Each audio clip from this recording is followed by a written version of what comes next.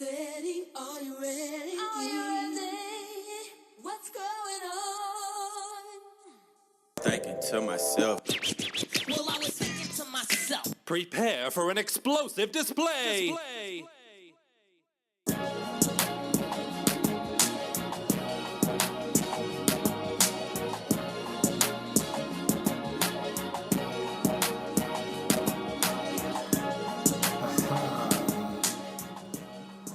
Welcome back. T2M, baby.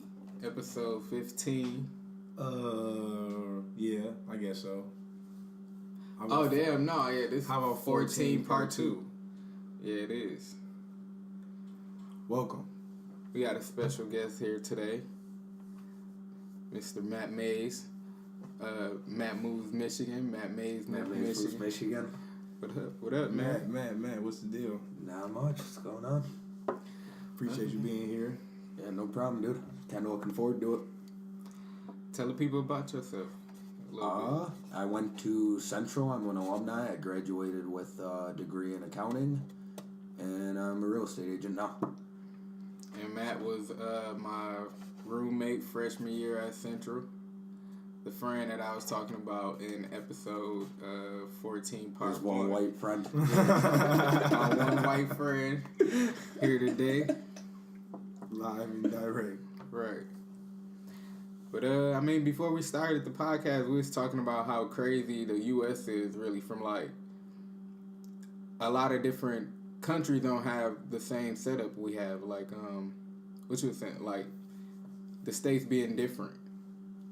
From, like, Maine to Miami. Oh, I mean, it's just... Yeah. If you go to Europe and you go the distance from Michigan to Ohio, you're in another country. You know what I'm saying? We just have... Our country's so big that we have a bunch of different, almost like subcultures. Yeah. And, you know, if you go to California, as compared to here, people over there don't look how they look here. Or act nothing like they act here. No, exactly. Yeah, Yeah. they don't act... Yeah, you know, you go up to New York, it's... Same thing. It's almost like another country. Everyone's running around super fast. You know, Right. bumping into each other on the streets is nothing. They don't think anything of it. Someone bumps into you on the streets. You know, here you're in California. You know, it's kind of like, what the fuck, man? Like, what's wrong with you? Right. That is It's crazy. just how it is. You know. Yeah. But and that's honestly that's how it is in China too. They have so many people that I guess from what I've heard people say, everyone's just like shrugging shoulders, just bumping into you, just Because you there's can't just even so many afford people, to yeah, stop there's to no be way to like, fucking- yeah. you can get ran over. And Right. people Let's don't go. think it's rude or nothing because it happens all the Yeah, time. exactly. It's just not like considered the way of rude. the It's culture, just yeah. it's a norm. It's just like You know? everybody It's not get good what or they bad. doing. It's just how it is. Right. It's like being rude in New York. Everybody just pissed off all the Yeah. time. But It's like it's it's like at understood. You all gotta Central, get where everyone you're would going. stand there and hold the door open for you for 20 minutes. Right. Yeah. And wait for you. Yeah, Right. like I can open my own Smile. door, dude. Yeah. Like, yeah, now it's like awkward. That was the and weirdest now I gotta thing. stand here and hold Right. this door for you. Like, come on, bro. You do you, and I'm gonna do me. Well, the funny appreciate part it, was yeah, like come on. sometimes I caught myself holding the door for people. Yeah, sometimes. then I started doing Yeah. it. Dude, one guy held the door for me for like 10 minutes. You remember that big steroided up motherfucker that was in our dorms? He was, Yeah. Dude, that was like the first week we lived there. He held the door for like 10 minutes, and I looked at him, I nodded his head, and he's like, "Can't say thank you, motherfucker."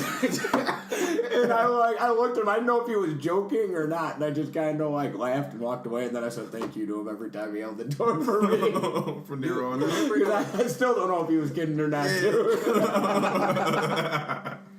He used to have a fat dude with him all the time. Dude, the but then fat dude wasn't started fat working- after like 3 months. Yeah, that's hanging what I out mean. with He him. started working out and shit Oh, too. you got him on the regiment. Yeah. The motherfucker was They both running a became, military fucking camp out of the dorms and companies, out of the basement. Yeah, they both became like bodybuilders and Yeah, shit. and then we had the other steroided up dude.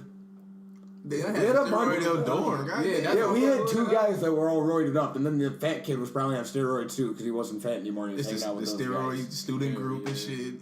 They are RSO. They used to eat hella fucking boiled eggs and shit. Dude, he cooked somebody in one of my math classes. He asked a question, this girl was like, And he was like, "You have a fucking problem? I paid to be here. I paid just as much as you do. I know it's frustrating, but I'm trying to understand it too." You'd see Aaron Jackson I feel crying. that. Dude, he used to bring his vape and we'd just be hitting it in class. Oh, yeah, and dude, it- we had yeah. that. Baby class. Central is wild, man. I kind of miss school right now. I don't. I miss like the environment of it. I don't miss going to school, obviously, but See, I don't, dude. The only thing up there to do was like party. The one thing I missed from up there is playing soccer. I'd go up to the SAC every day and play soccer, and there were people who were actually good.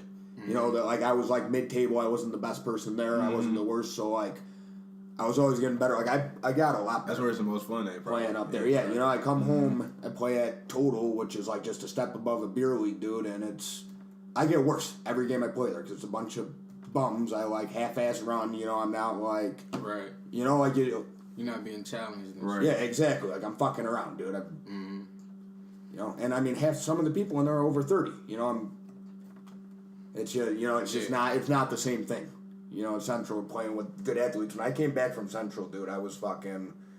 I would go up to Total and I was just scoring like 10 goals a game because it's a bunch of 30, 35-year-olds and you know what I'm saying? And then obviously after a few months that faded, in retrospect, it's because I went from doing that every day. I was in shape. All my touches were good. You know, if you wanted to dribble around somebody up at Central, like you had to cut perfect. You know, because they're going to be on your shit.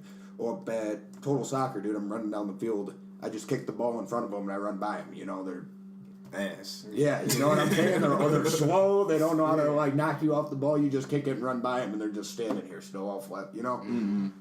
Yeah, they doing it for fun and shit. Yeah, really. they're like getting exercise. They're not anticipating you to do this. They haven't been playing soccer your whole life. You know, if you've been playing soccer your whole life and someone's coming at you a certain way, you know when they're gonna try to kick it this way, right? You know you're ready for it. With them, they have to like process. Oh shit, he just ran that way. Now I got to turn around and by the time it's over. yeah. By the time they know what happened, the ball's in the net, and I got my shirt over my face. People hate me up there, dude. People fucking talk so much shit to me. I just go up there and clown though, dude. I love it. It makes me feel like I still got it. Man, I mean, feel playing like- goalie, scoring goals and shit. That's Running wild. down the Yeah, field. go all the way down. I get what you're saying, but I feel like, I mean, I tell you this all the time, though, that at Central, you just wasn't involved in a lot, so it seemed like it was only partying going on. Yeah, for sure. And I mean, yeah, that's like all you're doing. So, like, I mean, I tell them the same thing. Well, I tell Don Quill the same thing. It's like, I had the perfect perspective, I feel like, at Central, as far as, like, going to chill with y'all and going to chill with black people and shit. And then, I mean, like, being involved in everything. So it's like, we all had different perspectives at CMU. So it's like, how I say I miss college, I'm thinking about it from, like, a different perspective than you think. For sure. For But I sure. mean, I tell the story all the time when we was like in Leadership Safari and they yelled out, he was like, "Shut up, bitch!" And me and we both started laughing. No, I literally repeat. I go, he said, bitch, shut the fuck up. Like, because I was laughing. Everybody around us was just staring at us, just pissed. And the guy stopped the presentation and called us out because we were He laughing. was like, "Do you think that's funny?" He's like, I know some of you were laughing because you're uncomfortable. Because people laugh when they're uncomfortable. Like, literally, he set us up, dude. It was made for somebody to stop the laugh, and it just... Dude, the girls next door called me the douchebag down the hallway for the entire year.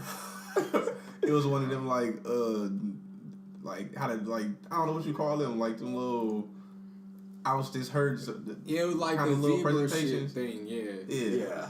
It was like the Teach everybody how to get along with each other. bystander and shit. Yeah. Okay. Dude, you remember when we went to the room and I dragged all you guys with me to go yell at them?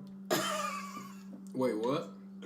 When people kept ripping the shit off our door that said, come the fuck in or something. We were fucking... Oh yeah, we used to write signs and put on our dorm like "Come the fuck in," because we lived in like the lamest Antisocial fucking dorms. Nobody talking about... We would put a sign on the door, come the fuck in and say what up or something. Yeah, like we used to have our door open sometimes and shit, so we even put a sign on there like knock on the door, like come in, like add us on Twitter, whatever, like social media. Yeah, like let's be friends. And somebody used to be ripping our shit down. And we thought it was the girl. We thought it was the next door neighbors. And then Mac cussed them out and shit. Well, no, we walk up to their door and they got like a whiteboard where you can write stuff. So we're all wasted going back to TPS. So I go, Sean, write a note on them, tell them to stop taking stuff off the door. He goes, what should I write? And I wrote, and I go, bitch, don't touch my door. So he writes, bitch, don't touch my door. So the next week, They don't know it was us. It's all good. They don't even know what that's about. So the next week, someone ripped the other side off. And here we are, all drunk again, coming to our signs gone. I'm like, that's it. We're going down there. It's the last straw. So we go busted in. I'm yelling, customers, stop touching my fucking door. So now they know that we're the Right. We had to live next door to these girls. You remember our neighbors in Meadows? Well, that was a trending thing, dude. All my neighbors hated me. Oh my god. We had these girls who lived under us at Meadows. They used to call the cops on us every night, dude. And I went down there and I told them, stop doing that. Just knock on the door, tell us shut up, we'll shut up. Yeah, we went down there nice as hell the first time. Like, and then they called the cops everything. the same night, dude. I got a video on my Instagram. There's 10 of us, 4 in the morning, jumping up and down, doing jumping jacks after they called. I used to get back from class, I would do jumping jacks. I would take my subwoofer, put it on the ground, and turn the music off. Yeah, we started touring. Dude, they stopped calling the cops though. I won. Yo, Because they gave us like 3 noise violations. I basically sent them an email telling them I'm not fucking paying this. You can evict me, or you can still collect my rent. We did used to be on some wild shit though. So. Dude, we're in a college town. It's like Saturday. You're calling the cops because the music's too loud. There's 6 people here. I got a video of this nigga doing a bicycle kick in the kitchen. kick in this tiny ass kitchen in Meadows. With me throwing the soccer ball at him in the kitchen. Dude, it was so loud. That was after they started calling the cops. After that, it was on. We had a cat, and we took the cat litter. It spilled on the balcony. We just sweeped it onto their balcony. Because we're not supposed to have a cat. He sent me an email. I'm like, there's no cat here. What are you talking about? She's like, my security guy seen the cat. Bro, I hated that fucking cat. That cat used to like... You trapped it in the Kermit and pissed all over his shirt. I'm gonna tell that part in a minute. But bro, that cat used to fucking walk in between my legs, bro, hop on the counter. You would close the door, it'd be like clawing under the door at nighttime, like meow, meow, like clawing under the door and shit, bro. Like, bro, this bitch was like getting on my nerves. So then they left for a weekend, him and our other roommate, Nick. They left for a weekend and they asked me. First off, I didn't want the fucking cat in the first place. Let's put that on the table. I didn't want the cat. I told Nick I'd buy the cat, but it was his. I bought the cat. Yeah. It was his responsibility. He just came one day like, Nick, you want a cat? Yeah, he's like, you want a cat? I'll buy you a cat. Look how he presented it. Yeah, so Nick like, yeah, like shit, I want a cat. Like, How nice she It's is. those angles, bro. You always got to be working those angles. I want a cat. I so know I Matt can drove do it. and shit. We went to PetSmart. We looking at cats and shit. So we pick out a cat, a little orange cat. So we all named it Nemo. I'll buy you some. Yeah. So we named What kind of offer is that? So we named Yeah, I came home from Mancino's. I was getting myself and I seen a cat. That's smart. So then, anyway, they left for the weekend. They like, can you watch the cat or whatever? So I'm like, yeah. I'm like, only thing I'm doing is like feeding it and putting the water in the bowl. I'm like, other than that, I don't really know what you want me to do. So then the cat started just like tormenting me, bro. Just like I couldn't sit on the couch. It'd be jumping on me and shit. It was like I did not fuck with this cat, bro. Like I didn't like that cat at all. And then so I just locked it in Nick's room. And then they like shitted and pissed on it. Over his comforter, dude. He left it in there for like a week. He's a fucking asshole. No, I didn't. That's cruel. That poor cat, dude. And then Nick's all mad at the cat because he's got to throw out his new comforter. So Nick got rid of Nick disowned the cat. So now we had the sad ass cat that lived in our house. Yeah, everybody was pissed off at it. Everybody neglecting the cat and shit. Cat depressed as hell. Dude, I was yelling at Nick. I was like, you gotta take care of the cat. You gotta take it to the shelter. This is fucked up. I didn't even like the cat, but Nick's an asshole for that. He went to the shelter and he gave him Greg Petty's name, which is this other kid we know. He goes, Greg Petty. Just gave him the cats. Now Greg Petty can't adopt cats from shelters. Damn. Bro, and then we had this girl named Kayla who went to go get these cats from like some fucking farm in the middle of nowhere. She had like 3 little kittens. Mm-hmm. She brung them over and they put the cat. We shouldn't be saying all this about these cats. This low-key abuse. They put the cats in the cabinet at the top of the... It wasn't abuse. They were chilling. It was a big-ass cabinet and space. Dude, Kayla used to come over with her cats. get wasted to leave, and she would just leave her cats here because we had one cat. So, dude, she had 2 cats living in her dorms that her roommates didn't know about because she found them by the train tracks or something. How you hide cats in the dorm room? I don't know, dude. So she started leaving them at our house, Same thing I dude. used to say. I just put them above the fridge. It was like a cabinet like that. I just opened the double one, put them both up there, shut the door. But there's no fridge for them to get down. Oh, shit. So they can, like, fall all the way down. They can't fall, dude. They're fucking cats, man. They always land on their feet. You've never thrown a cat? You can break an ankle. Bro, this nigga exploded our stove and nails. It just blew up. That wasn't my fault. That was faulty fucking... I said, and you came running out of your room. You thought I died. Bro, I just hear a boom. I'm loud as fuck, dude. Like, what? And I'm like, it scared me because I was standing right next to it, dude. This guy came around the corner so quick. The oven was just like, bro, glass was everywhere. The shit was like half open and shit. And then we still used to use the stove without the glass. Yeah, just don't touch it or you'll burn your fucking hand and never be able to use it again. Yeah, bro, we was college. No, because they had the insulation between the glass and the steel like front of the oven. Mm-hmm. There's a piece of insulation there, so the glass doesn't heat up and break. Well, the fucking front of the oven came loose, so the insulation moved, so the glass was heating up. So the glass heated up so much that it just exploded. That makes sense. So literally, the pieces like this big all over our kitchen, just tiny ass pieces. Like it didn't even hit me. Like it blew up. It just scared me. I didn't even feel it. That's how small they were. You know, it just hit me and dropped to the ground. That shit took forever to clean up. I don't even know if we cleaned it, bro. We probably just left it there. Called the maintenance man. Dude, I used to go and be like, hey, my sink's not draining again, dude. It's because I just used to be shaving my face now, just flush it down. They're like, oh, come fix that shit. Yeah, bro. Well, what was wrong with us, dude? That's not cool. Yeah. It's not. But man, That's what they get for trying to fuck us, dude. They're fucking us. So bro, they sent me to collections for $14. Who did? You Meadows. Really? For They never trash sent me to violation. collection over those noise violations. I told him I disputed it and told him I wasn't paying it, and I never heard about it again. Well, I literally told you to email them and tell them to charge me.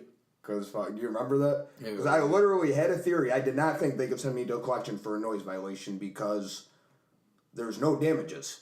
You know what I'm saying? There's no, Mm-hmm. Like, so you can't sue somebody for being too loud. There's no damage. In order to sue somebody civilly, there needs to be a damage. You know what I'm saying? You can't just sue somebody for negligence. There's got to be damages, too. If there's no damages, you can't get in trouble for negligence. If you're texting and driving but don't hit a car, you don't get in as much trouble as you would if you're texting and driving and hit a car. Exactly. You're negligible, but there's no damage. All right. So that's why I made clear, like, I'm paying my rent. I'm not paying you this noise violation. And I never heard anything about it. So, I mean, I guessed and I think I was right. That's true. It just didn't make sense, You couldn't send someone to collections for being too fucking loud. That's fucking crazy. Right. Kick me out or don't. Do you want my rent or do you want my $200? Fuck out of here, dude. This is college town. I basically sent a professional-ass email saying that extremely nicely. Right.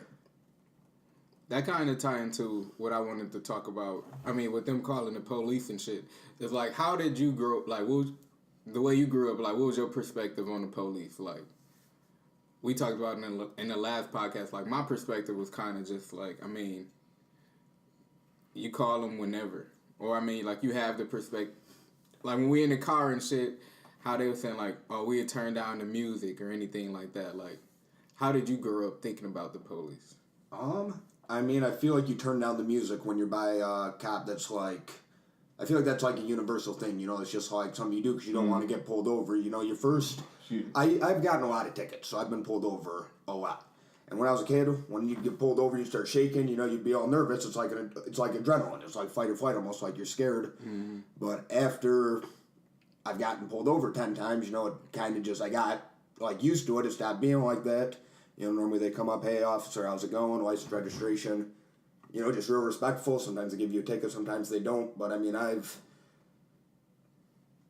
for the most part, I've always had good experience with the police. I mean, I've run into a couple asshole cops, but there's assholes in every profession. You know what I'm saying? At the end of the day, they're just people doing their job, and some are assholes and some are good people. Right. Just like anything. But, I mean, I never really had, like, a negative perspective on them growing up. Right. So you got... pretty much brought up saying like, "Oh, the police are your friends." Like you call them. Yeah. Yeah, Call them like if you they need protecting something, yeah. and serving and shit like that. But understanding that it's like you said, it's assholes, cops, but it's asshole every profession. You know what I'm saying? Yeah. Mm-hmm. Yeah. I don't know. I feel like black people have like inherent distrust of the police, just naturally almost, and I don't know, just stem from just over time, years of just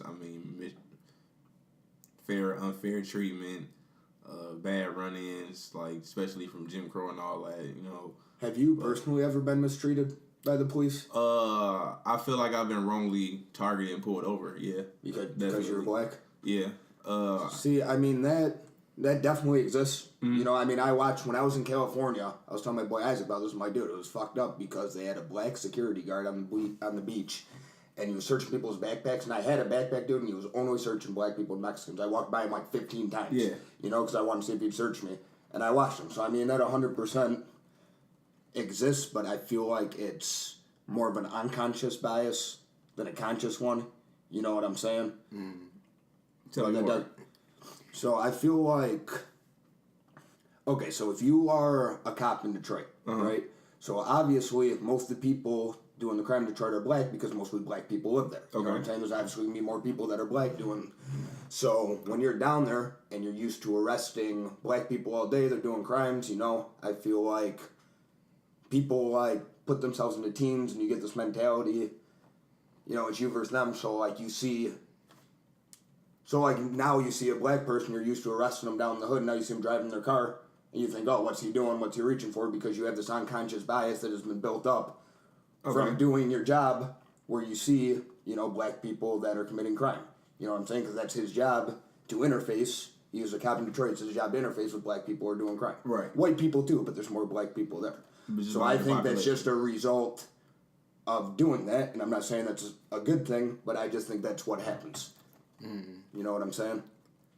That I can totally understand. And I think Detroit might be more of an anomaly than a common situation just because... Well, I was just using Detroit as an example. Yeah, because it's near. It's local. Yeah. But I say take a situation where, say it's, I don't know, middle of nowhere, Iowa. And there's like not as many black people out there. If you have that same mentality without having the experience with black people and like having that built-in subconscious because you used to arresting black people, some people I would argue got like that same mentality. So you're saying that a cop who sees a black person in the middle of nowhere that targets him because he's black, but he hasn't built up that mentality because he hasn't been arrested. I'm saying that exists too. Yeah, 100%. That's just a racist cop. You know, you could be a racist anything. You could be a racist gas station at times. Yeah, certainly. You know, that's just a racist person. You know, those certainly exist. Like you said, it's bad. That was every profession. Yeah, but that's just that person, and I think that, like you guys were saying on the last podcast, with our generation is kind of going away. You know, it's like an old mentality. Yeah, certainly. And that's why I wanted to ask you, because you have friends, you have black and white friends. I mean, like, besides me, you have other black friends too. So I just wanted to know, like, from, like, even in high school, did you ever see, like, both perspectives of, like, oh, black people act totally different in these situations than white people act? No, not really, but, I mean, dude, where I grew up, there's black people, there's white people, there's Chaldean people, there's Albanian people, there's Bosnian people. You know, it's like everything. Like, honestly, I never really even, like, thought about racism or realized that it wasn't a thing of the past, like, it still exists, until I got to college and I started seeing on TV how the media started pushing all these stories about black people who were shot by cops, you know, and they, like, started pushing it, they made it a priority, and they pushed it to, like, they basically shed a limelight on the issue. And that was when I first realized, like, in my adult life, that racism is still, like, a thing that exists. Because, like I'm saying, where I grew up, like, no one even, you know, thinks about it. You're black, there's, you know, like, there's just everything. I thought that's just how it was. Like, no one's fucking racist anymore. This is... Because I grew up in the small pocket of, you know, suburbs of Detroit. It's just the culture there, that's how it is. But like we were saying earlier, how if you go to different places, it's different culture. Obviously, It's not how it is everywhere. Yeah, like that tie back into what we even said about the states. Like even state to state is different, right? And that's something that's good about the most important thing I think you learn when you leave for college is that everywhere is not like Where you grew up. Yeah, when I got back home, like from Central, my first year, I go, dude, we like think everybody's like this. Like, no, dude, we're just a bunch of fucks, dude. We're just a bunch of assholes. Like, when he met us, dude, you like we were fucking nuts, dude. You thought I was nuts, and then you met my friends from back home, dude. And I'm like the voice of reason. Like I just, you know what I'm saying? I just thought that's how it was. Yeah. You know, like no, dude, we're a bunch of fucking assholes. Like, not everybody smokes pot and fucking breaks things. Like, I don't know, you know. It's like culture shock for real. Like that's what I mean. We tell everybody like, dude. It's some people in Flint who like literally never left Flint, or I mean, they think of like going to Detroit as like going out of town and shit like that. It's like some people just don't leave for where they are born, and I mean, we're able to see like a different perspective going to college for sure. Yeah, definitely. That probably is the most important thing that college teach you. Like, damn, shit is like different from everywhere. Yeah. Like I tell people all the time, like me and you is like the craziest part of going to college because shit, I grew up nigga from elementary, all black people, never had a white kid in my class. Middle school, same thing. High school had one in like my whole high school, and then like I mean, since my cousin was mixed, I met white people besides like teachers and shit, but on a day-to-day basis, I like literally never saw a white person, never interacted with a white person, never did nothing besides a teacher or some type of so principal or some shit. And so I was listening to so back to what that girl was saying that you guys had on the podcast last time. I think a lot of her beliefs were formed from what you were saying, just never really seen white people growing up, so you never met them, so wasn't like, so you know, like she was saying, like said I don't know if I'd let a white person in my house. I don't know if that's like necessarily true. I think she was just being like exaggerating a little bit, but I think that's formed by never seeing a white people or a white person. Like it's not like it's not like you see white people all the time, and now you got this one white friend hanging out with you guys. It's not like she would be like, no, you can't come in my house, you're not coming in. Right. You know what I'm saying? But I feel like her beliefs, it's like the white people. You know what I'm saying? Like how she said, oh, that white bitch. Like it's not, that shit was funny. But like, you know what I'm saying? It's like a misunderstanding. You know, you just don't see white people. So like you're just generalizing. Yeah. You know what I'm saying? The same way white people from the middle of nowhere that don't see black people. I was about to say, that's like it's the exact same thing. Right, yeah. But the thing with that, I think that I agreed with her on some of it, but I think some of the things from her perspective are part of not necessarily the problem, because the problem right now is there's racism against black people. Obviously, racism against white people is not like a fucking problem. You know, it exists. We're not going to say you can't be racist against white people. It's not like a problem. It's not a cultural problem right now. So I'm not saying that she's part of the problem, but it's her line of thinking on the other side that is the problem. Yeah. You see what I'm saying? Yeah. So just that line of thinking. Just that line of thinking, but on the side. Yeah, but on the opposing view. But you know what I'm saying? But overall, it's a problem from anywhere. Yeah, well, I wouldn't say it's part of the problem, because like I said, the problem isn't black people being racist against white people, it's white people being racist against black people. But that kind of thinking, I would say, is dangerous. It's not productive. Nobody should be thinking like, it's not productive, right, for sure. Exactly. That's all I was trying to say. That's what I was thinking when I was listening to it. Right. Like, I just think that's unfortunate. I don't think people should hold those beliefs, but I guess if you're not around a bunch of people, like I grew up around all these different people, you know, you just know what you hear. You know, on the news, they're always pushing... See, sidestep real quick. People always talk about Fox News is racist and CNN isn't, but you guys will notice this, now that I say this. If you look at any story, if a black man's arrested on Fox News, it'll say man arrested for burglary. If it's on CNN, it'll say black man arrested for burglary. You know what I'm saying? They're pointing out the distinction. They're making it, if people quit saying, oh, he's black, I'm white, he's Indian, he's this, if it's just like not acknowledged, like it's not, then it's not like a real thing. You know, we're all people. Right. And I think by CNN doing that, and other, like MSNBC, I think is guilty of it too, saying black man. You know, if a white man gets arrested, they don't say white man robbed store, they say black man robbed store.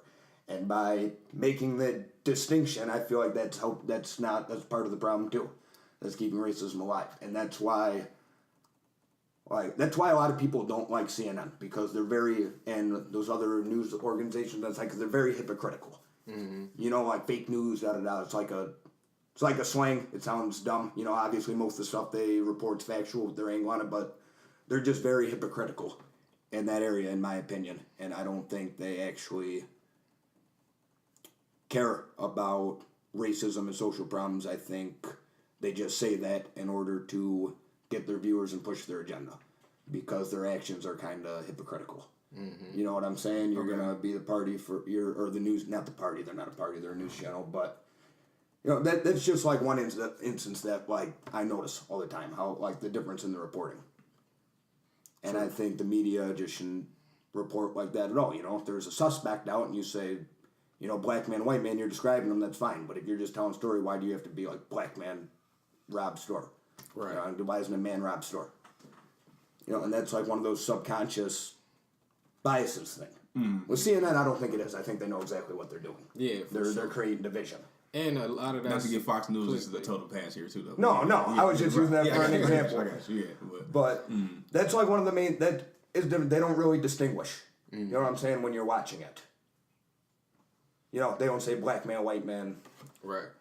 da-da-da. But no, Fox News is I would say as bad as CNN, but I don't really like watching Fox News either, dude. You only get one side of the story, and From they're pushing either their side, beliefs. yeah, right. So it's honestly like I get a lot of my information. I like listening to Ben Shapiro. You know who that is? I never heard the name before. He's got a podcast. He reports the news, but even he's not as bad as Fox News, but he has a hard swing too. Honestly, like Joe Rogan does really good on stuff because he's non-biased, and that's why that guy's so big. Right. And I think we need a media figure like that, and I think Joe Rogan is going to be. He's getting to the level now of super famous, like crazy famous, like Justin Bieber, Drake famous. Yeah, right. And he is going to be a billionaire. He's going to, like the presidential candidate, Andrew Yang, that he had on there. This guy, I wouldn't call him a socialist, but he was on there. And if you sat me down and said, this guy wants to do a universal income, da-da-da, I'd be like, this guy's fucking crazy. I'm not listening to this guy. But, you know, and he did make some good points about, you know what I'm saying? It's good to have that neutral voice allowing him to express their ideas. Right. And then someone like me, who I just see the headline, socialist man, da-da-da, I'd be like, I'm not reading this. Joe Rogan doesn't introduce like that, so it made me listen to him and understand his perspective. So it made frame me it smarter. in a way where everybody got a chance to digest it. Yes, like it gives him time to like I understand what he's saying. It's not censored. You can't say this. You can't say this. Like, Right. Like I understand his perspective and his line of thought. I don't just think, okay, this guy's an idiot. He wants.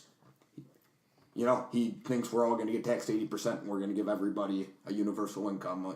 You know? Yeah.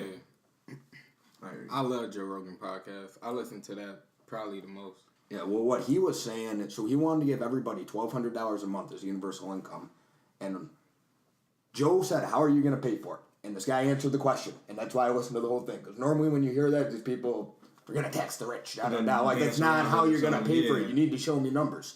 So he said, I think it was like $4 trillion or something is what it would cost. And he was saying, or $3 trillion, and $1.5 trillion of that would already be paid by our existing welfare system. So we're going to get rid of that.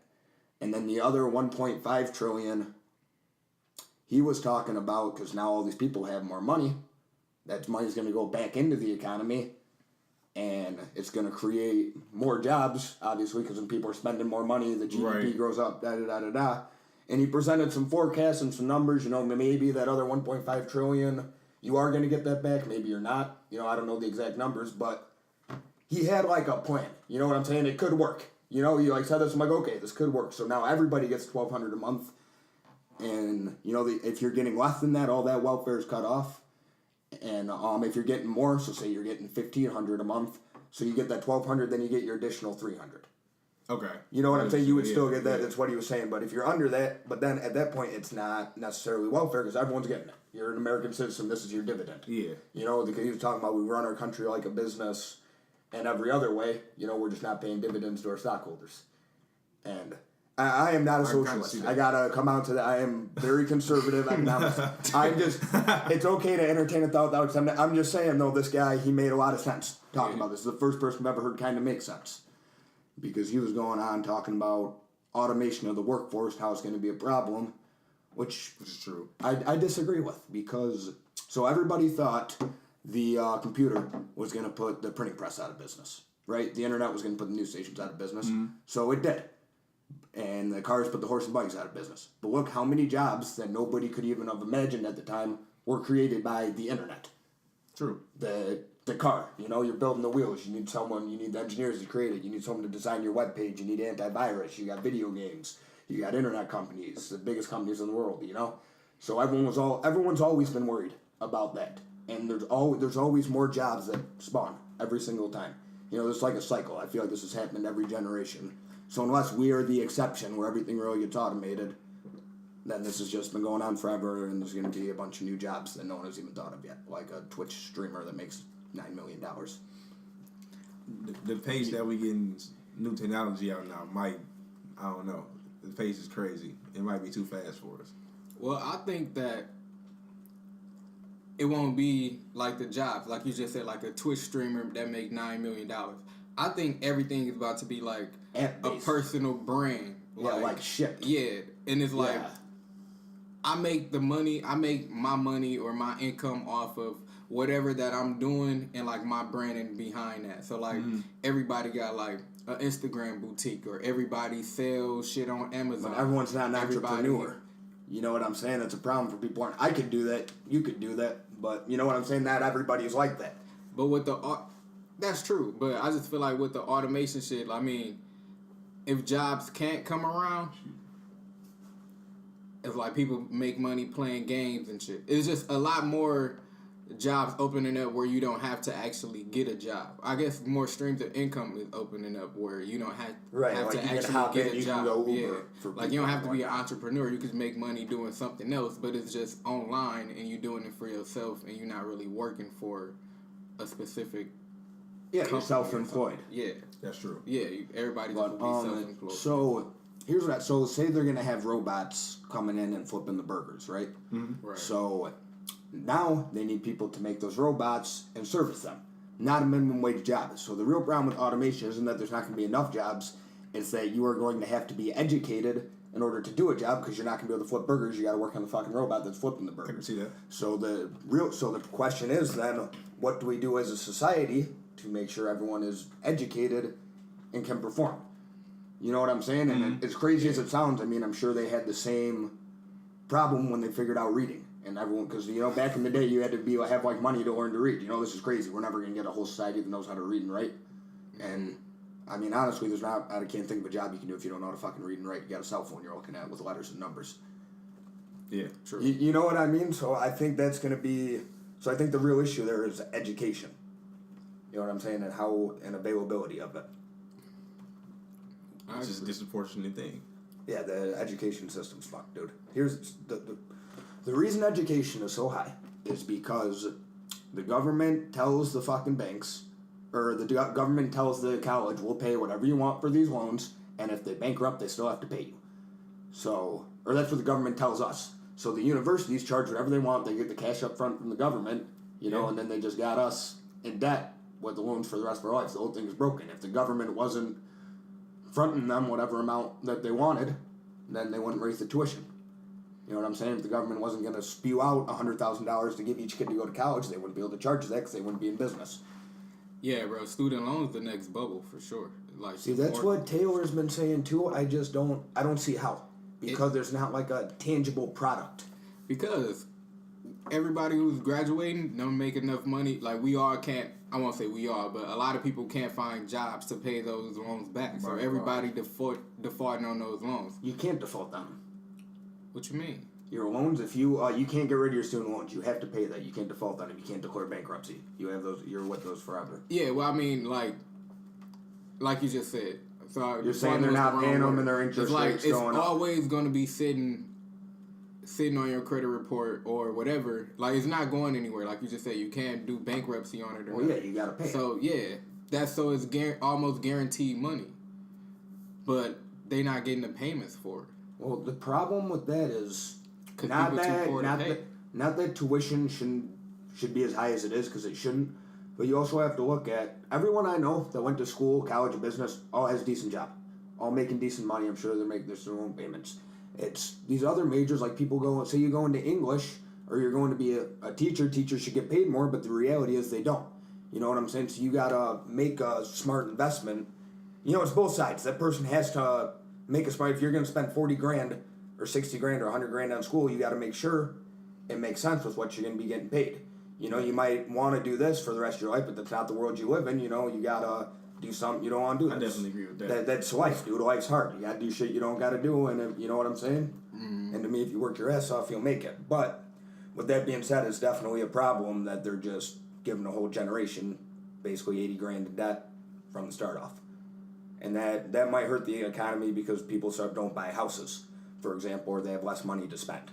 You know, the result of that's kind of unforeseen, but obviously if you have debt, you have less money to spend. If you're spending less money, people are spending less money, the economy goes into a recession because not as much is being spent.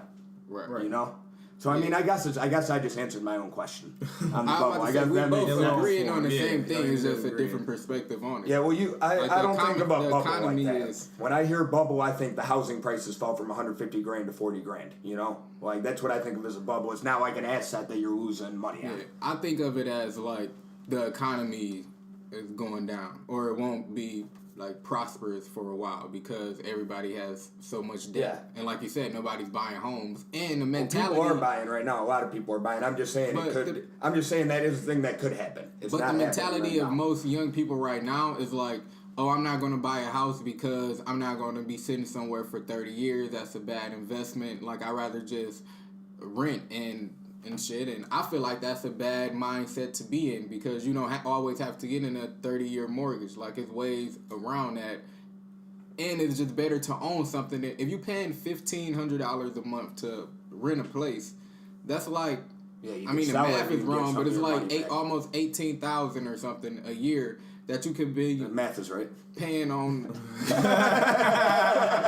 But that you could be like paying on a house and like building equity in, and then I mean, in a couple years you could have that paid off, or move some people in, rent it Exactly. and then I mean, that's, have them paying off. I mean, the some mortgage people for do you. think like that. Some people don't. I don't think that's a I just feel like generational thing. I mean, no, I feel like there's smart in people general, and there's dumb people in all I generations. feel like I in kinda our, think it is. Go I ahead. feel like with young people right now, like our age, I feel like that's the mentality that people don't want to buy houses because they feel like they're not going to be there for a long time. Because young people want And flexibility and be everybody able to want move. condos and shit. Everybody want flexibility. That's what young people Yeah. want. Autonomy and Flexibility, flexibility. Because Yeah, everybody's so fickle. They want to like be able to move around every 2-3. You know what I'm saying? That's like the new Right. mindset.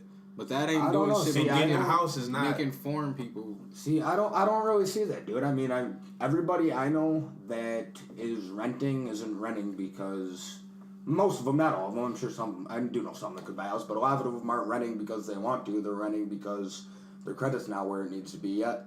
You know, and they want to buy a house. It's not that they want to rent; it's they have to. Well, yeah, I mean, In my that's experience around our age, you know, so maybe like what you've seen is different, but I mean, No, I'm not around saying, me, I feel like a lot of people my age are starting to buy houses. I'm not saying like their current situation. I'm just saying like the mindset Right. that they have is I wouldn't even like if I could buy a house right now, I wouldn't because of this reason. Right, just but a I'm result saying of the I mindset. don't really come across people with that mindset Okay. very often. I don't think in my personal experience. Uh-huh. You know, everybody that's like gone is gone, and everybody that's here is here. You know, we're like 5 years out now. You know, I mean, I wouldn't move right now. My whole business is here. Right. You know, if I've been in real estate for almost 2 years now, if I just moved somewhere else, I'd have to almost essentially rebuild my entire brand. Mm-hmm. You know what I'm saying? Here I got people that are like, oh, he did a good job. He knows what he's doing. You know, like I built up my trust around here. Yeah. Right. You know? Do you ever watch any of those I just want to add one more thing. And people, I think, that say, oh, I don't want to be here, I don't know what I'm going to be doing, I would say most of them that's like, they're making like an excuse to themselves almost. Like they're like you were said, being fickle. Like they're like, you know what I'm saying? Might not be the best decision for them. That is just their mindset. So I get what you were saying. Yeah. But yeah, I don't know. I don't feel like I don't really come across that much. I feel like everyone seems to want a house. I don't know. I feel like just that mindset, like with having that mindset, that's just a part of it. I think just like you want to be flexible, you want to be able to move where you want to, Like people don't like being stuck as much as they like you. You know what I'm saying? Like a past generation just like you get a good job, you stick with that for 30 years and you get it out. Yeah, but now people like shit. I'm trying to move around. Yeah, well, the way to do it is you need to buy a house that is below your means. You know, if you can afford $1,000 a month, you should be buying $750 a month. You know, you pay that $1,000 a month, and now after a year, because you've been overpaying the payment, you have enough equity in that house. You can sell it and move, or you can rent it out, and you can use that money from your rental. If you have a signed lease agreement, you can use that money to get approved for a new loan, because you're showing that you have money coming in, so you can get a loan on the second house. And you keep this one there, this cheaper house you bought that's below your means, and now they're paying that one off with the rent, and you're paying this one off here. Same thing, you pay that off, and that's how you build wealth. And now next thing you know, you want to retire, and you got 10 houses, because you've just been doing this on the side throughout your life, that you're dumped off to a property management company that they fill with renters, and they cut you a check. That's nuts. You know what I'm saying? Now you got all these houses you can sell, and now you got your retirement savings. You can, if you need financing, you can pull low interest loans out of those houses. Do a cash out refinance. Now you're paying on the house, and you get the cash. That's the way to do it. Yeah, it was something like when I was doing the mortgage banking shit. Like some of them people, like with the refinance, that shit was great for them. Yeah, because their interest rate went down. But a lot of people, I mean, a lot of people like cash out, dude. They'll get the money out of their house and then they'll spend it on stupid shit, like not home improvements, nothing to make their like they'll pull a cash out and go refi and go on vacation. Right. Dude, at Central they had the sign up. It said it was during like spring break season. A vacation is only a personal loan away.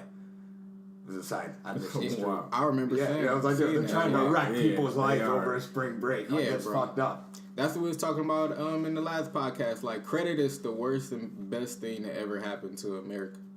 Like, you can come up off credit and it can ruin you at the same time. I guess. I mean, you just gotta be good with you just gotta pay back your investments. You can't spend money. Yeah, you gotta be smart. I mean, that's what credit really is. But the problem with it is like 2009, everything shot down. All these people lost their house. Now they have a foreclosure on their credit.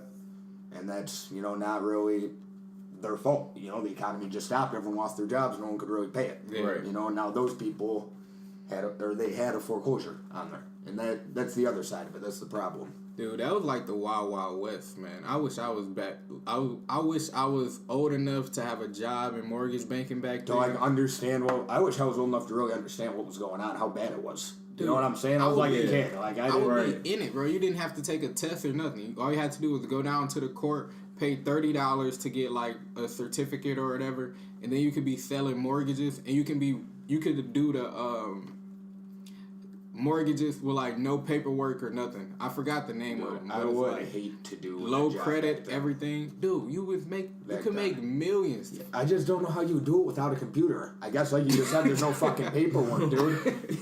You gotta like mentally like make an amortization table for 30 years of 12 payments a year. Bro, you know what I'm saying? No, you can have the same. You can have back then. You can have the same one for every person. I mean, almost. And just change it around a little bit, but you're really putting. But you don't have a computer. You literally have to. Shit. Yeah. Well, I guess you're saying no paperwork if they just did it. If they were just doing it like that, yeah. I don't know. I guess that's how you would do this job without a computer. I always wondered. Giving them to like foreign people, bro, with bad credit to no credit. Like they didn't need like verification of income, nothing. They were just giving you a loan. They get the money. Here's my opinion on loan. That, though. You make the money and fuck them. So now. They check your credit and your income. You have to have a certain income to get approved. But, well, dude, to me, if you walk into the bank and you have a 750 credit score and you say, I want a mortgage for $100,000 and you're in good credit standing and the bank doesn't feel they have to check your income because you've always paid it back, they should be able to give you the loan. They shouldn't have to check your income. As a person, you should be responsible in knowing what you can pay. The problem is a lot of people aren't responsible. And they go in, and they go ones they can't afford, and then they ruin the economy, and everybody's fucked. So they basically ruined it for everybody. Yeah. You know what I'm saying? Because I know people that have wanted to get approved for a loan. They have the money. They can make the payment. But they're either not showing enough in taxes. Maybe they don't claim all their stuff. Maybe they're self-employed. Maybe they're, maybe they're a waitress, and they're not showing their taxes. That's all. That happens with a lot of people. Because obviously you're not going to show all that in your taxes. Why would you? But if you want to buy a house, you fucking have to. Right. You know what I'm saying? Yeah, it makes so you sense. just got to pay more taxes because they're not going up. That's what they go off. See, so that's kind of dumb to me, dude. If they have to do it because it ruined the economy last time when they didn't. But that's both sides. You got to blame the stupid people just as much as the crooks who were ripping them off. Right. Like with me, in Flint right now, you could get a cheap ass house for like $15,000. Like if I could get a small loan for like $15,000, bro, I'd buy that house, get some renters in it, and then just have them pay it off. Yeah, that's the way to go. Yeah, but I mean, I won't be able to get that shit. You can, you can still get a house if you have bad credit on a land contract. The problem with the land contract is you're going to be paying an extremely high interest rate usually.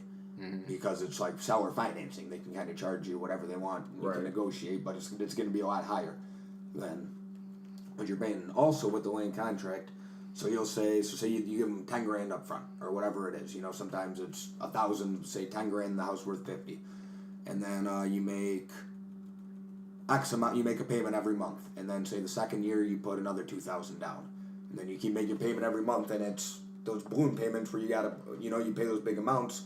But if you don't make that payment on time, that landlord can keep all the money you've already given them and come out and take their shit back. Right. If they want to be a That's dickhead. nuts. But that is the kind of the game that people with no credit have to play. And you got to be responsible with your money, because you could screw yourself. You got to make sure you are making those payments. Mm-hmm. I'm sure if you're like a day late, I don't know exactly how it works. I don't know if they can actually kick you out on the day. But, Yeah. Right. That's nuts.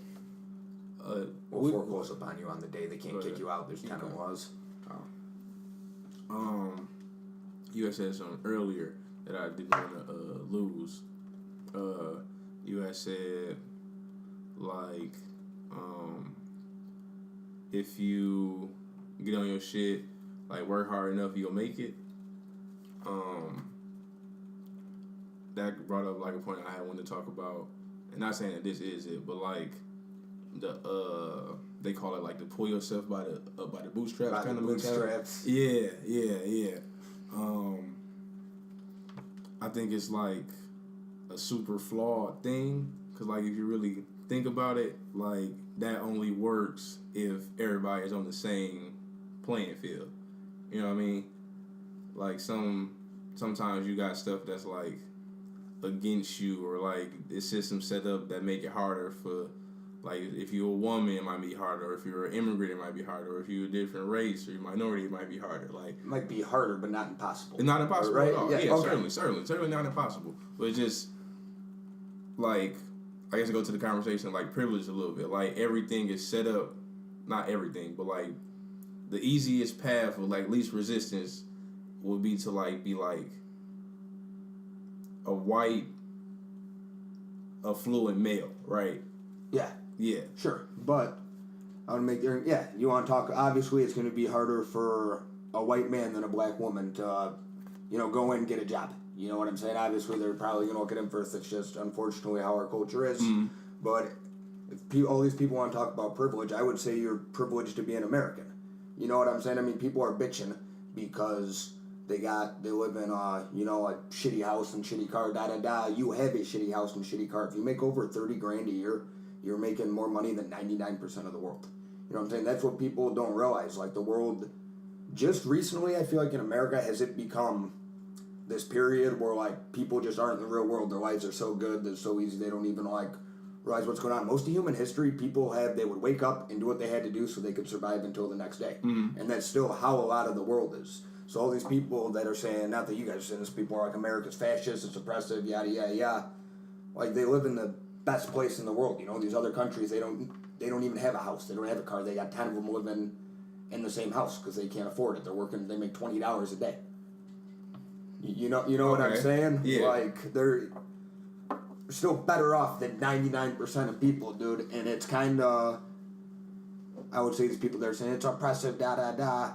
My life's hard. I just think it's hypocritical because you're saying that people's lives shouldn't be hard. Your life's not hard. These people in Somalia's lives are hard.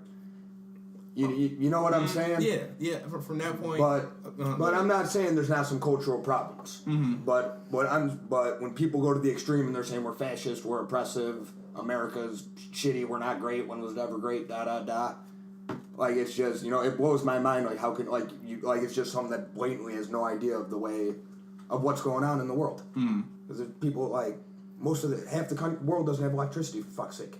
You got a fucking cell phone. You have all of human knowledge to ever exist in your hand. You just gotta type it in. You know, and you're gonna sit here, like, not you, but I'm just saying. Yeah, I get just saying. I would say it's worth examining, like, how we got to this place, though. Like, a lot of it, not even necessarily a lot, a good chunk of it is due to, like,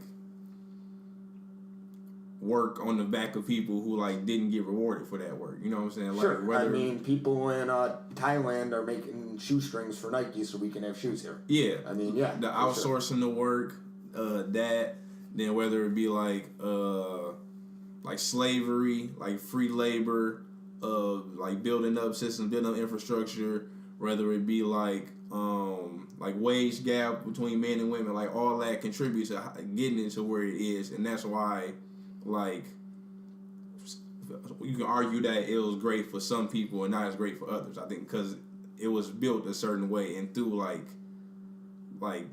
it kind of is through oppression, because some people got to control.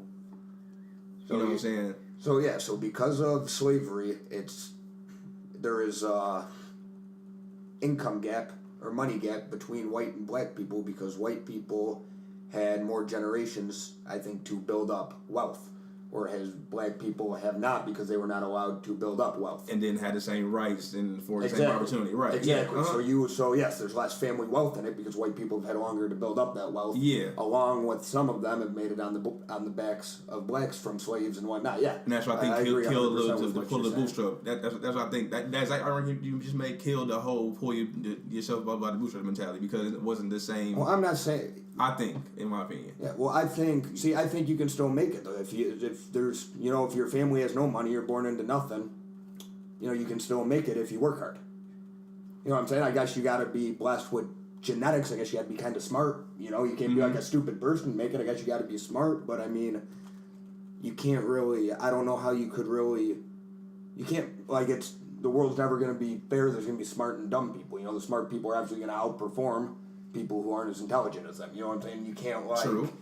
You know what I'm saying? So I guess I feel like what you're asking is people that were born into bad circumstances and just don't know what to do. Like, that sucks, I guess. But like, I don't know how to fix it. You know what I'm saying? You can't, because I feel like you can't take smarter people. You can't take money away from somebody who made it themselves to give it to somebody who doesn't know how to make it. Or doesn't, you know what I'm saying? That guy, guy didn't personally. For sure. You know what I'm saying? That guy didn't take anything from you to get here. You know what I'm saying? Like, if you want to give to charity, that's great. But I just don't. I don't believe in taking other people's money from them. I don't, you know what I mean? I think it's theft to me. But there's the other side of the issue, like you're saying, and I don't know what the answer to that is. Yeah. I think the answer would be education, honestly. I mean, our public school system in this country is terrible, and our college one is accredited best in the world, and that's because the college is privatized for money, and the public school is not for profit. But the problem with that is, so you can't just start dumping all this money into private schools, because now the family's got to pay to send their kid to school, and not everyone can pay to send their family to school or send their kid to school. And I think we've kind of agreed as a society that it benefits everyone to have a high literacy rate, and people need to be educated. So we're at kind of a paradox with our school system, because the public school system sucks, and we can't.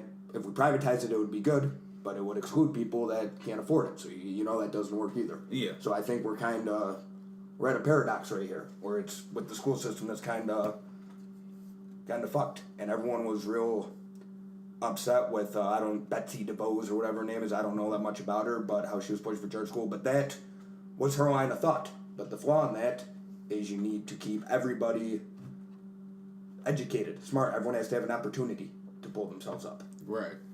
You know what I'm saying? And I guess if you're in a shitty school, they have no tax revenue, they're not getting paid, then you're already behind the able. Yeah, you're already, exactly. Yeah, and I'm not saying that's not a problem, I just don't know how you would fix that. I mean, if you're born into a family with more money and you're 12 years old and you have a brain tumor, you can, your family has money, then call in a brain surgeon and take that tumor off. You know, if you're born into a poor family, you have a brain tumor, you can't force that surgeon to come over here and take the tumor off your brain. You know, you can't like Out the good of his heart. what? You can't force him to do it out the good of his heart. Yeah, You know what I'm saying? you know what I'm saying? That right. belongs in. You know, so I mean, people that are born, there's always gonna be people born to better and worse things. You know what I'm saying? And I mean, unless short of communism, which we've seen doesn't work, there's no way to mitigate that. And I think it's the competitive nature of people that makes capitalism work so great. Yeah. Because people want to be 100% better agree than with everybody that. else. Yeah, You know, yeah. if you got fucking 2000 Prius and everyone around you's got fucking Impalas where the tires are falling off, you're not going to want a new car. If everyone around you starts getting nicer shit, you know, I you think. buy a house, your friends start buying nicer houses. You want a nicer house now. You know, Yeah. It drives everybody. it And that's drives what the helps the economy, economy. and it's kind of fucking pandemonium. Yeah, but it's It's organized. madness. Yeah, it's organized madness, Yeah. but it's been working. You know what I'm saying? It works better than anything we've tried before, and that's why we're at this point now where I was talking about earlier that people can be worried about all these little things because there's nothing real for them to be worried about. Not that racism isn't real. I'm just saying, in general, America's oppressors and they're fascists, and you know, like just all this crazy shit, like the lady that was screaming all crazy when Trump won the election. You know what I'm talking about? Screaming liberal. Dude, this lady sat there, like screamed like going crazy. Like your life just isn't hard enough. You have nothing else to worry about. You know, this isn't going to directly affect you in any way that's going to make you sit here and scream and have a fucking, like, she was freaking out, dude. I thought she was going to die. Like, there's a lot of people like that. And that's what drives me nuts on that side, because that's what, the thing that they're bitching about is what got us to this place where you have nothing else to worry about. You know where your meals are coming from.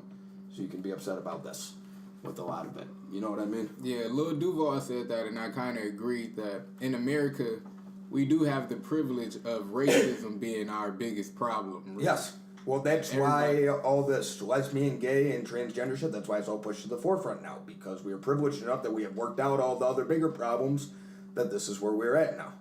But You know, that don't make it not wrong, too, though, at the same time. But like you said, how to fix it is, I mean, equal opportunity. So like you said, like education. So they need to pay teachers more so they can get more qualified teachers to go to these neighborhoods. And then, the like, problem, the same though, is where thing, does that like, money... even like food and everything. The problem is, where does that money come from, though? Because the Dude. schools are funded by the taxpayers. If you're in a poor area, people don't have money to pay more taxes. You know what I'm saying? It's kind of, it's a paradox. I don't know how to fix that. I'm asking you. Yeah, I'm not saying what you're Michigan, saying. I John. just feel like Michigan schools and the money, like the state of Michigan has enough money to allocate enough. Like they say, like, oh, the money from the lottery goes to the education system. I doubt it. There's no way it Exactly. could. There's no way, bro. They make too much money for us to have shitty schools. Oh, yeah. There's probably a lot of corruption. Honestly, people's palms are getting greased. Yeah, Everyone's yeah. getting paid everywhere, and it's...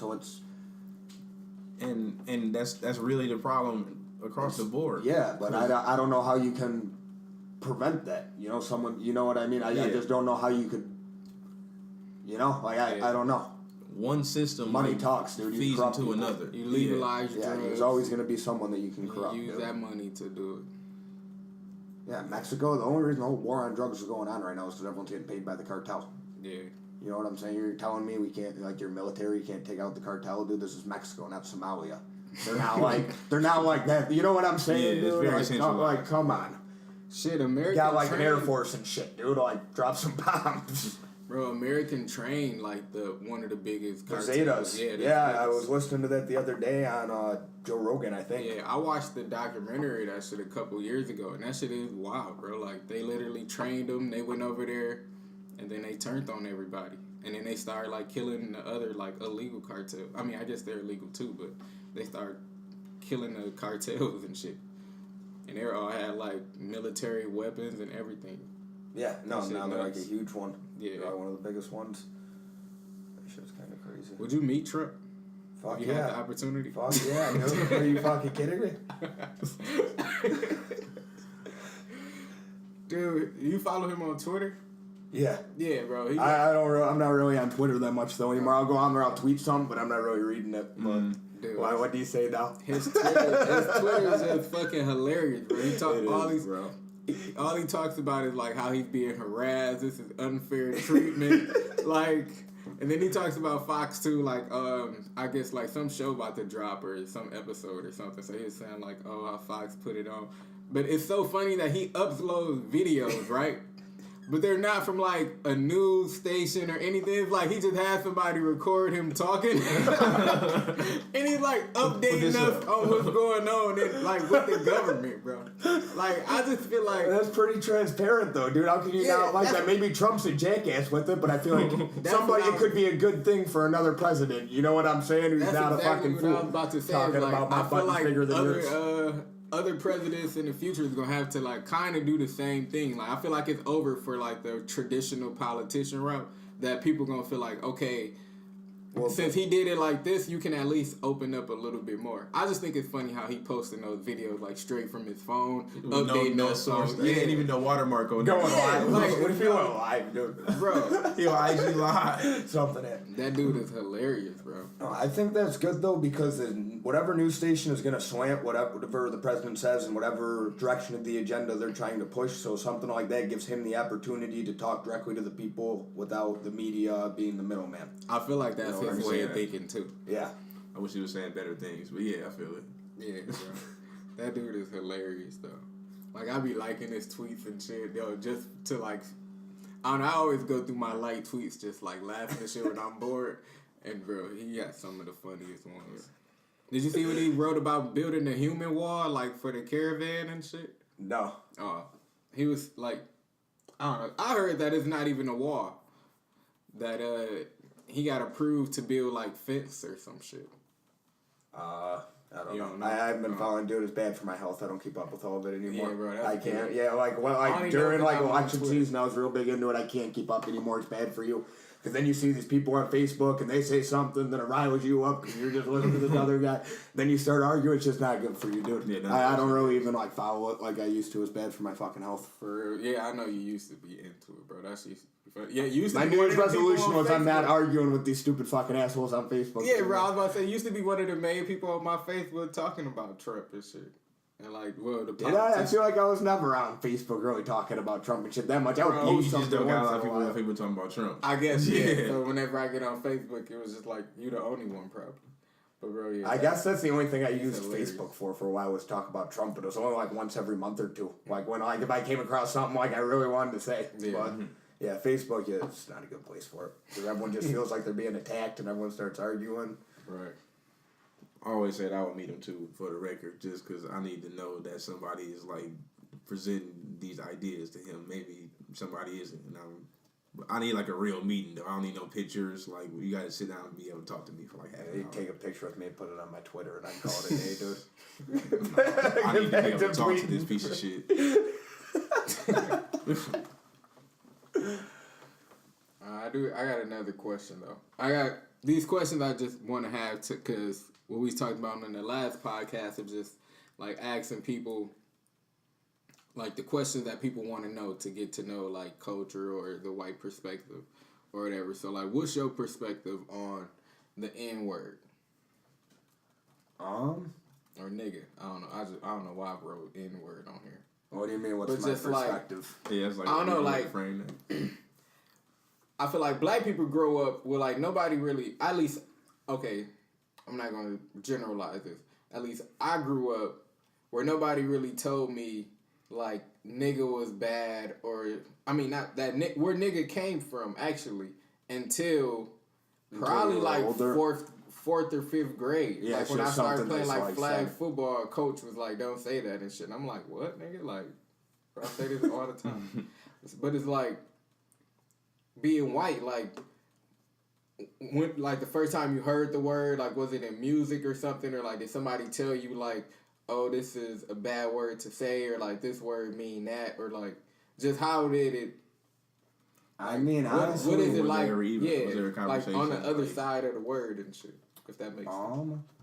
I mean, growing up, you know, people would like use it with the A, like referring to like my friend and whatnot, you know. But it was never like, it was never a big deal until, you know what I'm saying. Like white people said it, black people said it, nobody cared. You know what I'm saying? It was just like an expression you walked around saying. Right. And then, literally, once I got to Central, you know, I understood. Okay, well, people get mad when white people say this. Some people get mad, but which, in my opinion, I think that those people that are getting mad are just looking for something to be mad about because it's all about intent, right? It's all about how I'm saying it. You know what I'm saying? It's how you say everything. You know what I mean. You know if I'm being racist or not. If I'm not being racist and you're gonna yell at me, you know what I'm saying? I was just like, you know what I'm saying? Like I'm just talking like you're just getting upset to me. Yeah. Because it's not like the people, nobody alive right now was alive when slavery and whatnot was going on. You know what I'm saying? It's not like... Well, the other one now would be like civil rights stuff. There's plenty of people around for that. Yeah, I guess that's true. I don't know. I just feel like it's all about intent. Like, it's the same thing the guy on Netflix said, we can't use the word retard. It's like calling a black person an N-word. Like, he was saying why you can't use the word retard. Like, saying that they shouldn't use it and that you shouldn't do that, and he got fired. Just because he said it in that context, lost the job, executive. Yeah, you know, and that's like kind of crazy to me. You know, like crazy, yeah, like it's you know what I'm saying. Like it's a sound that comes out of your mouth. You have to see what people are like saying. You know, that's like what you have to understand. What you have to take into context what people mean when they're saying stuff. You know what I mean? Obviously, like that's my opinion on it. But I think as a culture, the word should probably just stop being used completely, and then it'll go away. You know? See, I kind of got, well, not kind of, I have like an opposite argument. I feel like the word should only be able to be, like, figured out how to use, like, within the space of the people that it applied to. You know what I'm saying? Only because, like, we the ones, like, black people, like, that had it from the beginning, that it was a derogatory word, then we flipped it to mean, like, in terms of endearment, and now it is what it is today. And it's still people, it's not like it's across the board, all black people feel the same way about it. Like, there's some people who feel like nobody should be used. There's people who feel like they don't really care, it's contextual. There's some people who feel like only black people should use it. It's different arguments all across the board. Well, I would say the A and the ER are completely different words. Yeah, you know what I mean? Uh-huh. That's, I don't know. To me, it's a word, and I guess I could understand how people like get mad. Words, I have thick skin. Words never really hurt me. You know, like this stuff like that doesn't bother me. You know, I'm worried about other stuff. So from my perspective, it's like all these people like, oh, you can't bully. It's almost like the same thing. You can't be mean to anybody. Like, it's just like, you know what I'm saying? Like, it's not that big a deal. Like, well, it's just how I am. I've always been very thick-skinned. So, like, stuff that bothers other people doesn't necessarily bother me as much. You know what I'm saying? So I got, like, a kind of skewed perspective that, like, to me, like, dude, it's a word. Like, it's not, like, hurting you. You know what I'm saying? Like, if someone calls me, like, a fucking asshole or something, like, dude, I don't care. Fine. Like, you know what I'm saying? Like, you're saying a word to me. You didn't hit me. Like, I don't care. Like, you're not bothering me. Like, I'm doing what I'm doing. You got the key word there, which you're saying with perspective, though. That's because, like, black, well, not everybody, pretty much across the board, knows, like, the history of it and the background of it. And black people are the ones who, like, live through that history and still, like, getting byproducts of that history. So, like, their perspective would be totally different on it. And they, like, I always felt like, why, like, with everybody knowing the history of it and it being such a taboo thing, like, with everybody, and knowing that everybody don't feel comfortable with different perspectives on it, like, why use it anyway if you're not black? Just because it could be taken as, like, this and that. 'Cause you never know how somebody else feels about it. Sure. But, like I was saying, like, coming up to Central, like, like, you know, I've never seen it. It's just, like, how it was. Because you said you growing up, like, it was just something that everybody said. Yeah, like, you know what I'm saying? Right? Yeah. You know what I'm saying? But, yeah, no, for sure. But I have this. I feel like it's an in-house thing. Yeah, I feel like most people know that. I mean, I have the same perspective of, like, intent. Like, I mean, I even said this at an event at Central that I was cool with white people saying the N-word as long as... well, did you guys see when, I don't know if, I think it was Kendrick Lamar, he brought that white girl onto the stage, and dude, he set her up. That was fucked up. But she could have just skipped over it, though. She was on there singing the song that he wrote. Dude. I mean, I don't know. I thought that was ridiculous. That pissed me off. He set her up. Wow. He could have said something to her. But it's like... dude, if he pulled me up there and I was singing the song, I would have did the same thing. Wouldn't have thought anything of it, then everyone would have been mad at me and someone would have burned my house down. He set her up. That was fucked up.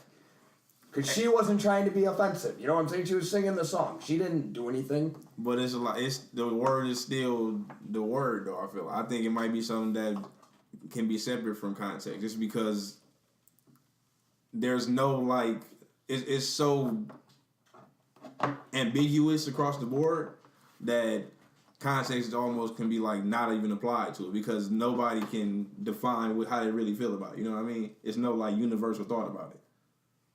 Well, I mean, wouldn't that be like that with any word? I mean, back in the day, you could say fag was a cigarette. Now, if you're calling someone a fag, it's derogatory. You know, words like evolve. You know, that's why I understand what you're saying. I just disagree. I think it's all about how you say something, the context, and what you mean. You know? I can see that.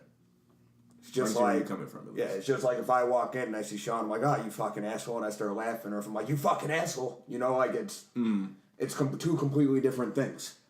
It's like Bill Burr. You know who Bill Burr is, the comedian?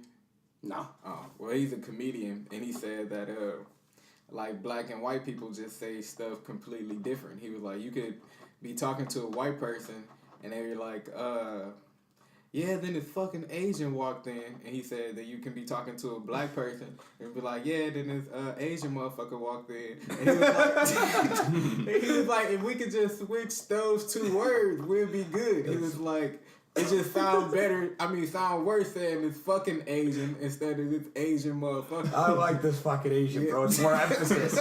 You can say it with more power. This fucking Asian, like this fucking guy. Like, See, this Asian like, motherfucker. That's how you mean it. Like, this fucking guy, like, you don't really mean it nothing by, like, him being Asian. Yeah, that's what I mean. This fucking by guy. saying fucking Asian is It's like putting the emphasis make right it sound before Asian. derogatory Yeah. and shit. Yeah, like, you talking down on him and shit. That's fun. I never thought about that. That's exactly what I would say if I was describing an Asian guy. Yeah, this fucking Asian guy walks in, so they know who I'm talking about. Like, what do you mean, dude? I'm describing him. This fucking guy with blonde hair. Yeah. That's how race work, though. It's like it's the most easily identifiable thing on anybody besides of like man and woman. It is. Yeah. I mean, I feel like me and Jordan was talking about a long time ago, is that you can't do nothing about the way people look. Like, we all look different. Like, skin tone wise, even when you black. Like, some people light skin, some people dark skin. And it was like, you gotta just put that shit on the table. Everybody gotta realize it, and then it won't mean shit.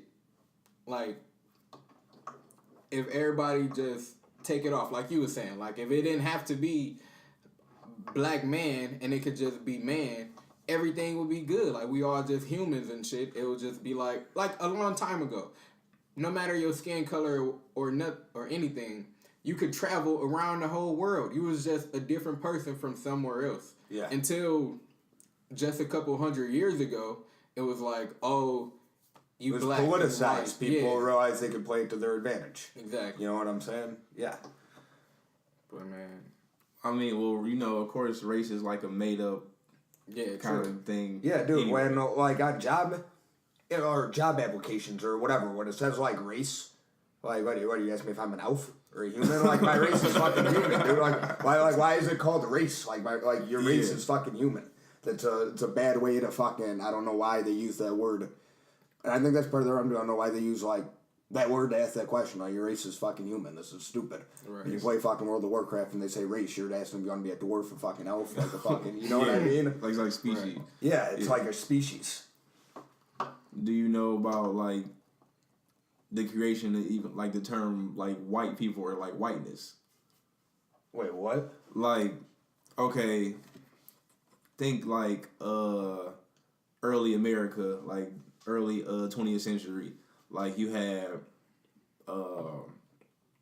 like Spaniard white people, you had like Irish white people, you had like French white people, and then at first like the Irish white people was seen as like, Yeah, people didn't like them. Like, yeah, right. Until like it became like constructed where like actually we all just white people, and that way we all group together. Now we can like, Well, that's just tribalism. People want to pick tribes. You know, people Yeah. want to pick a team, and then they go all in with this team, and it's the same thing with Democrats and Republicans. You know, people, oh, this is my team, and I agree with everything they say. Yeah. You know, that's how a lot of people are. They just You know, if Trump says it, they either like it or they don't like it. They don't think about what he said, what it means, nothing. It's just they like it or they don't. You know, and that's a problem. But that's tribalism. Yeah. It's the same thing. People pick their fucking teams and... I think what he was saying more... Oh, sorry. I was just going to say, I think in the conception of that just had like a sinister motive behind it. I just feel like just because I think it was made that way to focus on like other races, you know what I'm saying? Like, yeah. For like example, like in Italy, when you go to Italy, they just Italians and shit. But when you come over here, you white. yeah. Like in Italy, they don't refer to each other as like being white people. It's like you Italian, or if you in Africa, you like from whatever tribe you is. Like most people don't consider themselves black, but once you get in America, it's like, oh, you black or you white or whatever. Like no matter where you from, you be Polish or whatever. It's like nobody even thinks you asks you where you from. You just I white. think white people ask other white people where they're from. Maybe not in the black community. Because white people definitely ask other white people where they're from. Maybe just not. I guess in the media you're saying they don't say this Polish man. Exactly. Yeah. Yeah, okay. Yeah. Like a whole society is just grouped together that way. And I think from when that was first made, I think it was in order to be able to easier like discriminate against and oppress the other races because we just lump together now. Well, the distinction. Yeah. You're saying, It's like a mentality. I mean, I feel like that distinction was made because it's like a physical like attribute that you can see. You know, if there's white people and black people, and there's two guys over there, and you say which guy, and you say the black guy. Yeah. You know what I'm saying? That's it's like that's how race works. Yeah, well, that's what I'm saying, though. That's just like, you know, people don't say the Italian guy because you don't know he's Italian. You know, you can look at a black guy and you know he's black. I think that's why there's a difference in those distinctions. Yeah, I'm saying at some point there was a shift to that, though. It wasn't always that way. It was a legal shift, too. Like, I mean, you might not even know about it, but it's just like a legal shift where just like on paper. So, like, Armenian people, even though they not white, well, they don't look white, on paper... I get what you're saying. It says that they're white. It systematically at a certain point. They're white technically. So it's like Kim Kardashian them. Like technically they not white, but on paper it say they white. So people refer to them as being white. They Armenian. Which is like it's like comes from like Middle Eastern. Armenians, yeah, like Middle Eastern piece. I know that. Yeah, but like even like, I want to say it was like Saudi people. They tried to get approved for it, but it's just like they couldn't, so like they were denied and put into like a different category. Palestinian people too. Yeah. Wait, they're trying to get into what, like the white category on paper? Because Mexicans are white, like on paper. On paper? Yeah. Oh, I never know that. I mean, obviously, Palestinian people don't want to offend anybody who's Palestinian. They try to get their You own. want to hear a funny story? You get different privileges and shit. That's when I was working at my internship or whatever, you have to ask. So he goes, if you ever feel uncomfortable asking them this question, say for government reporting reasons, I need to ask where Sherry's from. So Sherry tells me she's Latina, and I go, okay. So I didn't know if to put black or white. I didn't know, so I go, okay, well for government reporting. The guy comes in laughing back that he goes, Mexican people are white. They refer to something like that. I didn't fucking know that. She started laughing at me. It was like for government reporting purposes. Really? Why do you have Hispanic on like all the there were two different categories. There's like race and then there's ethnicity or something. Like it was like one was like white, black, and then there's another one that was like white, Hispanic. I don't know. It's kind of weird that maybe white wasn't on the one. I don't remember, but there are two different categories. You know what I'm saying? I always think it's funny it asks like non-Hispanic black or something. You ever see that? Yeah, non-Hispanic black. I see it all the time. Yeah, like what the fuck is that?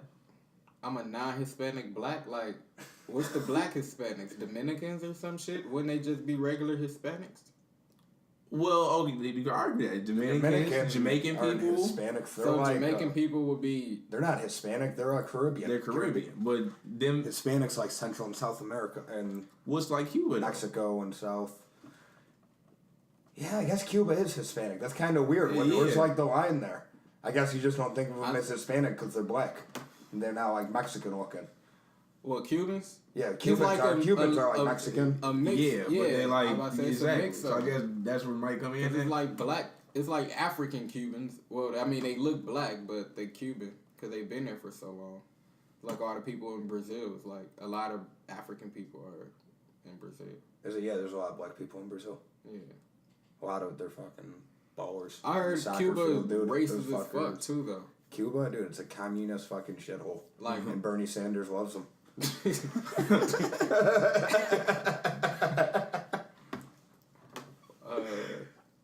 I want to go to Cuba though. I feel like it's dope there. They got all those like old looking cars.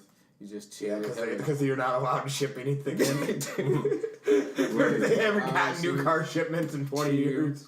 Do you imagine going there in like a modern car, dude? People would probably look at you like crazy. They're literally living in the world like 50, 60 years ago whenever we sanctioned them and stopped shipping them stuff. Yeah, that's crazy. I don't know.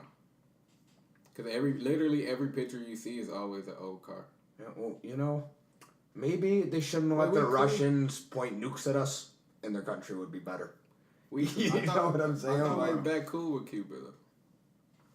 Like just recently. I think just passed. so. I know Obama opened up like relations and trade with them again or something, and or travel, and then I think Trump was talking about backing that up. I don't know if he actually did though, like cut them back off. So I don't really know. Okay. I know we got Guantanamo Bay there. Listen, we won't trade with them. We have them sanctioned and everything, but we just got Guantanamo Bay.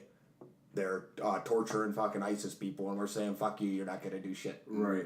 We're just chilling there, but we won't trade with them, and we're just torturing people on their shores. Because that's what you get when you point nukes at America. Yeah, bro. They got the Russian bots and shit taking over Twitter and stirring up shit in America. In Cuba? No, I'm just saying. Oh, I'm saying, why do they got to be in Cuba, dude? Why can't they do that from America in Russia? general. I got another question, though. Two of them, actually. So, one, I pick M or D. Just pick a letter. M or D? Yeah. M. Alright, so one. If you bring a black girl home, what would your parents say? Or like, what would anybody say? Would anybody care? No. I mean, I know you. No, I'm about to say, like, Yeah, no, there. why you gotta bring Honestly, her there away? probably wouldn't even be like a conversation. No one would really say anything. I was about to say, yeah. I Yeah. already know them. I feel like they. Oh, that's what I'm doing. Where I grew up, like it's, you know what I'm saying. There's different people everywhere. Like no one really even. But like even like the people around you, I guess I know most. I ain't gonna say most. I know a lot of them, but it's like, have you ever seen any like adversity or like racism, like with your friends, parents, and shit like that, or like any like racist remarks, or it's just like. I mean, damn, no, that was I crazy definitely that got they a couple said friends that have racist ass parents, and they're kind of racist too because their parents are like that, but not the fucking majority. You know. Right. Well, yeah, not. I mean, I Yeah. feel like I know. I wouldn't come if I feel like they was all racist. Yeah, but no, I mean, there's definitely some racist people. Yeah. You know, just. But like even being around you, like I never had an experience where it was just like, oh, somebody said something racist, like, and I mean I tell them and I tell other black people too though, it's just like, bro, a lot of the white people I meet or I talk to, nobody says anything racist, and they actually Because it's be doing not like home, cool dude. Everyone shit. grew up around black people, white people. Like everyone's just, you know what I'm saying? Everyone's just used to Yeah. seeing everyone. We all like, you know, it's not like up at Central. I feel like the black community only hung out with the black community and the white. Very you know, it true. was like separate. Like it's not really like that back home, dude. Everyone just, you know what I'm saying, hangs out Yeah. and That's you know, true. Central is split in two different, a lot of different schools. Like Asians only hung with Asians. It was more like a movie high school. Did they teach slavery in your high school? Like what do you mean? In school, like in the textbooks and shit. Like, did y'all learn about slavery? Yeah, we watched like Roots in seventh for real? grade. Yeah, That's we great. do like a whole like unit on it. Yeah, it's covered. We watched a bunch of movies. I don't remember what the other ones were called, but yeah, throughout school, it's definitely taught. That's a conversation that I'm glad you brought up. I think, and not that it's like super tied, but they go back into the privilege conversation because, like, you don't have to do like a white history month. You know what I'm saying? Like that's just literally like regular history. You know what I'm saying? Or like, or white is like equal to American if you think about it. You know what I'm saying? Like that's just like the norm. You don't have to, because it's not a minority, you don't have to go out your way to have like a set aside thing. 'Cause that's what you're going to learn anyway, because it's like the normal history. You know, it's not really divided. Right. Like, minorities have to like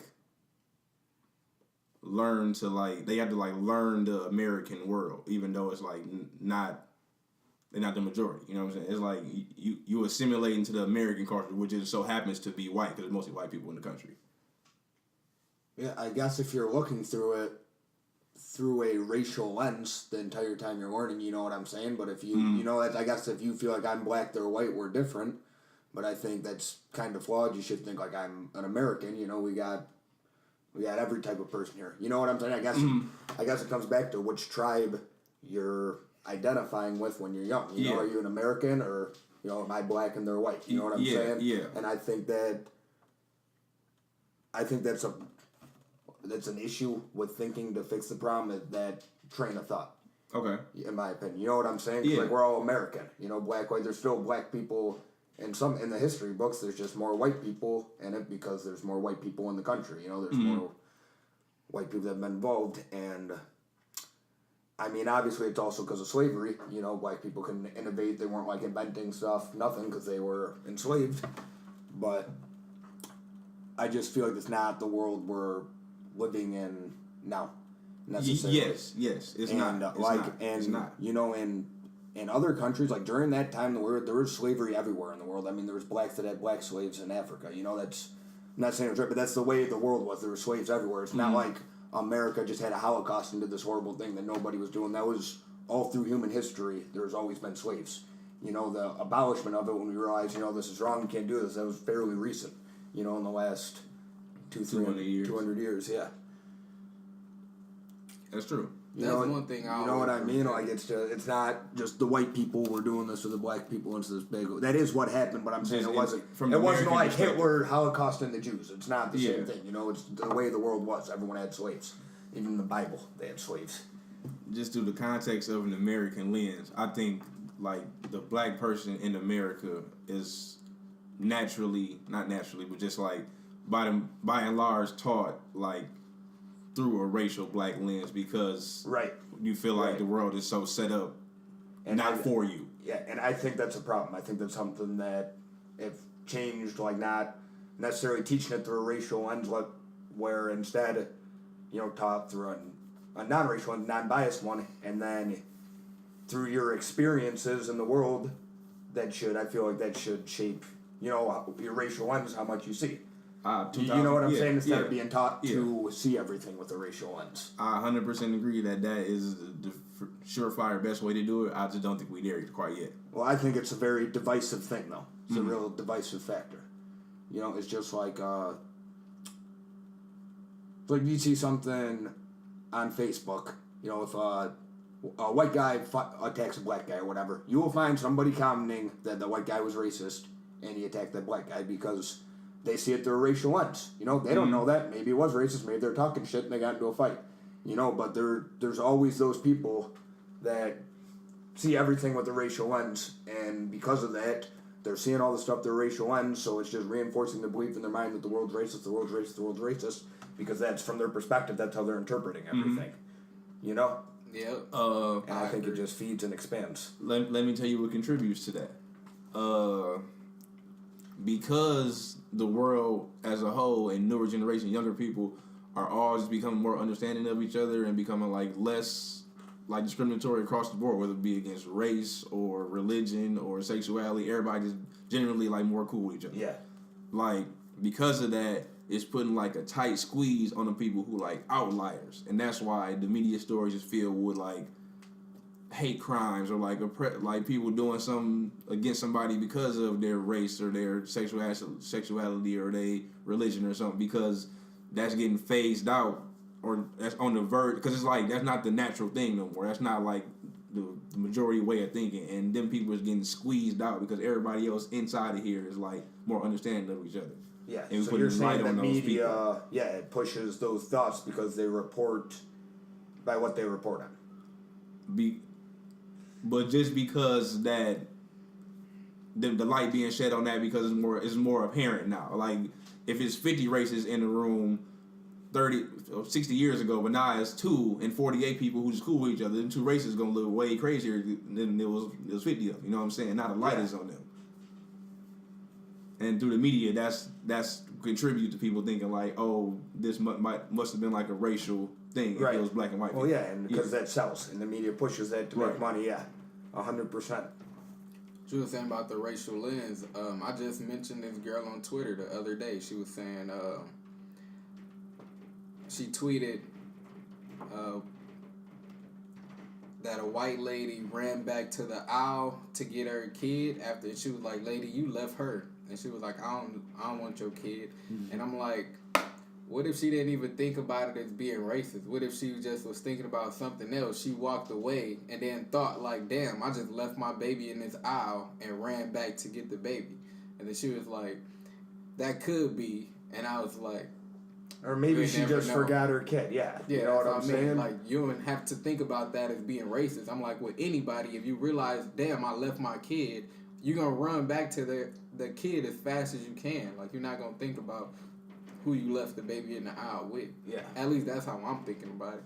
So, like, I agree to a certain extent what you're saying. Like, people look through things as being racist too much. That's what they see all the time because it's good and bad. It's yin and yang. Yeah. Then people's being forced out, that's also getting all the damn attention. True. And I think if you're looking for something, you're going to find it a lot more. Right. Anything, every time. Yeah. Anything. Yeah. True. That's true. If you buy an Impala, you'll start seeing Impalas everywhere. Yep. Literally. I always thought that was aware to it. Yeah. I always thought that was funny as hell. And that's why I kind of be thinking the world of simulation and shit. Because I'm like, now you... Dude, I could go on and you guys will think I'm crazy. No, bro, I agree. The simulation rabbit hole. Elon Musk said it, so I don't feel crazy. That's exactly how I felt. There's too many things that have just worked out perfectly. You know what I'm saying? You remember at Central when we're live, but I jumped off the building and I took off and I did a swoop-de-doo and parkour champion. Showed up all clean. Yeah, like, come on, bro. That's not real. That did that. Like, bro. You know what I'm saying, though? There's just, like, certain things that, like, just... It's weird. Yeah. Go off and say what you needed to say, though, because I agree, and I just want to see if we... Okay, when so... you talk about when Elon Musk came on... Yeah, so follow me on this. So, if we want to run a simulation on a computer, say you want to run a simulation, say you want to see what kind of... The real you. So say you're the real you. You want to see what your best choice is. So you say, I could go to college, I could go to trade school, get my real estate license, I could be a loan officer. Throw it in the computer, and let's run simulations of every scenario on that. Well, the computer power is going to be so good that you in the simulation don't know you're in a simulation because you're simulating it. You want to see what's going to happen. So, and that's inevitable. Eventually, we're going to be able to do simulations like that. You know what I'm saying? Once we get the computing power. So the question is just, have we came up with the quantum computers and we're in the simulation, or are we going to be doing that? And I feel like it's much more likely that we're not the first people to do that. That'd be crazy. That'd be pretty cool. You know what I'm saying? But, right. You know, you could just be... Did you see that Black Mirror with the dating one? Yeah. It's like that. Yeah. It's literally, you know what I'm saying? It's just like that. You would never know. Explain it for the audience. Okay, so these people, the whole thing is... So they got this device, and it tells them the name of who they're going to be dating. So they'll meet the person, it'll say like 2 years. And they'll be like, fuck, I got to date you for 2 years. They either like each other, they don't. They'll be upset. They'll be like, oh, like, how are they going to make us separate? Yada, yada, yada. And they did this with everybody until they found their compatible match. And, like, it seemed fucked up, but what it was, they were in a simulation, and the real them was simulating themselves with all these other people to see who would be the perfect match. Oh, shit. And then they, you know what I'm saying? But for the simulation, it was like they were being forced to do this, and they lived in this terrible society, da-da-da. And, I mean, at that point, if you think you're real, are you? Is that unethical? But I think we should explain more on this. Yeah, you know, it's a huge... On that show, though, they didn't live in, like, the real world. I mean, they didn't live in the outside world. They lived on, like, some type of, like, campus or it was like a program type shit. Yeah, but they didn't know that. They thought they're in the real world. They thought they just had to live in this one place until they find the person... I thought that they knew they signed up to go there, and then they stayed there during that time. No, so they were under the impression that until you reach a certain once you reach a certain age, you go onto this place, and it'll like during your dating years, your adolescence or whatever, and you stay there until you get married. And once you get married, you come back to the real world. Was what I thought it was, anyways. But they're still like not the real world. They're still like in the real world in their minds. Like they didn't know they were in. Because at the end, they realized they were in a simulation. See, that's And then they tried to break out. Yeah, and once they tried to break out, that's when the simulation ended, and that's when they found out that those two were going to work because they decided to hop the wall and go into the wilderness to be together. But then that's crazy. The next episode started with them in the same place, but like people had different clothes on. It was like a different theme almost. It was like Wait, there's a chronological order to that show? It was like no, at the very end of that episode, when it restarted with them at like a rodeo type of like yeah, that was the real them. So the or simulation said that those two would get together and be good. So the real them got the results from the simulation. So they met up. Yeah, that was the real world. The simulation said they'd be good, so they met up. They actually did. Yeah, it was like a dating service almost. Yeah, right. It was like a matchmaker. I thought it started over, and that was like another. No, they were in the real world. They simulated it and matched them together. It had like a 99.9% success rate. They got rid of the divorce problem. They just enslaved a bunch of computers. And how? But seriously though, I feel like if you were like they had one same thing, they took your brain and they uploaded it into a computer, so you had a personal assistant. Then your schedule could set all your alarms. And now the digital you's fucking in there enslaved, freaking out, hates its life. And it's basically working for you. You know, outside you it's just computer, but in the computer they're you. They're like freaking out. You know. Yeah. It's crazy. If you really think about it. And then that's gonna be like the next like big ethical concern, AI rights. Maybe not in our lifetimes, but it's gonna be. See, I don't know if we're ever gonna die, dude. Because no, seriously, with these stem cells, what they can do, they've already cloned a chimp and they've cloned like a sheep in the 90s. If you could take a stem cell grows in whatever's around it, they can literally make a clone of a chimp. So I'm assuming they could do a human, but have them for nothing ethical reasons. So say you get a organ transplant, a heart transplant. Once you do that, you have to take immunosuppressants for the rest of your life because your immune system will attack that heart because it's not yours. Different DNA. It's a foreign invader. So if you could make a clone of yourself, you need a fucking heart. We got your heart right here. It's your DNA. You don't need immunodepressive drugs because your body's not going to attack it because it's your heart. And once they get to that point, dude, you fucking pull an ACL, they just chop your fucking leg off, they grew you a new one. And at that point, dude, that's a crazy world. You could have super athletes playing the sport for fucking 150 years. Yeah. Because you could just get new legs every year. They outfit you with new legs, dude. You know? Dude, they got another episode where, like how you said with the dying, like you never die shit. Right before you die, they just upload you to this software where it's like you just live in this simulation world. You said it's a different show? No, it's Black Mirror, but it's a different episode. It's like Sunrise something. See, that's not you, though. That freaks me out. Because, look, so once they upload you into a computer, your mind's in the computer. But real you's still here. That's just a copy of you. Yeah. So I feel like that's not you, you know? It's like, well, no, it is you. It thinks it's you, but you're you, too, you know? Yeah, I'm still so if you die, you're still dead, and that thing's still alive. Yeah. That's not me. You know, it just benefits everybody around you because it is you, but like... Well, it don't benefit you because you're not you. Yeah, because you're like, are you? I don't know, dude. You know what I mean? And that's the crazy thing about it. Was that like, show Altered Carbon. Like it's on Netflix. It's kind of like that. Yeah, Altered Carbon. Yeah, but that shit got me thinking about that. Like, is that even you? They keep shooting this guy in the head, and he just uploads from the satellite. Where they made a copy of his mind. He doesn't give a fuck that he gets shot in the head because it's happened so many times. Like a regular ass. I mean, like with Ultra Carbon, if you think about it, how they played the show is kind of right. Like we actually are kind of just like meat suits, and everything else is just like in your brain, really. So if you could figure out how to upload that or whatever consciousness is and put that onto a device, and you can put it to another body. Are where you just your need brain that body. though? Like there's people that like have gotten like organ transplants and then like picked up some of the habits of the person they got it from. That's nuts. Like there was people, like one guy was fucking, I think he was allergic to peanut butter, and then also he started loving peanut butter. The opposite, he loved peanut butter, and all of a sudden he was allergic after he got, and the donor was allergic to peanut butter. Yeah, like just weird shit like that they don't understand why. I feel like that's because you already got like the DNA and everything though. Like I mean that's like two people going, like your body and that person's body going at it together. With if you like steak, that's not everything in your brain. I mean, isn't that a Yeah, part of but who it's you like- are, though? That you like steak? Right, it's like, You know? Like, so you like steak. So if they took like your little portal, put it in Don Quayle, but it's only Don Quayle body, it's not his brain in there. So it would still be everything that you like. So it wouldn't be like your body and your DNA fighting his body and DNA. It'll only be like your consciousness inside of his body. right, but what So I'm you saying... still like so let me everything. use a different example. Say I play soccer, right? I want to play soccer, and they put me in another body. Then, you know, that's part of me. I play soccer. They put me in another body. That's not me. I can't play soccer. This body doesn't have the muscle memory. It doesn't have their... You know what I'm saying? It doesn't have the other things that make you... You know, can see that. I go to kick a ball, and it doesn't go anywhere because this body's never kicked the ball. You know, I've kicked the ball 1,000 times. It's like a muscle memory. You know what I'm saying? So I guess you would I have don't know, to... I feel like it would, because I feel like that'll change the concept of what makes you you.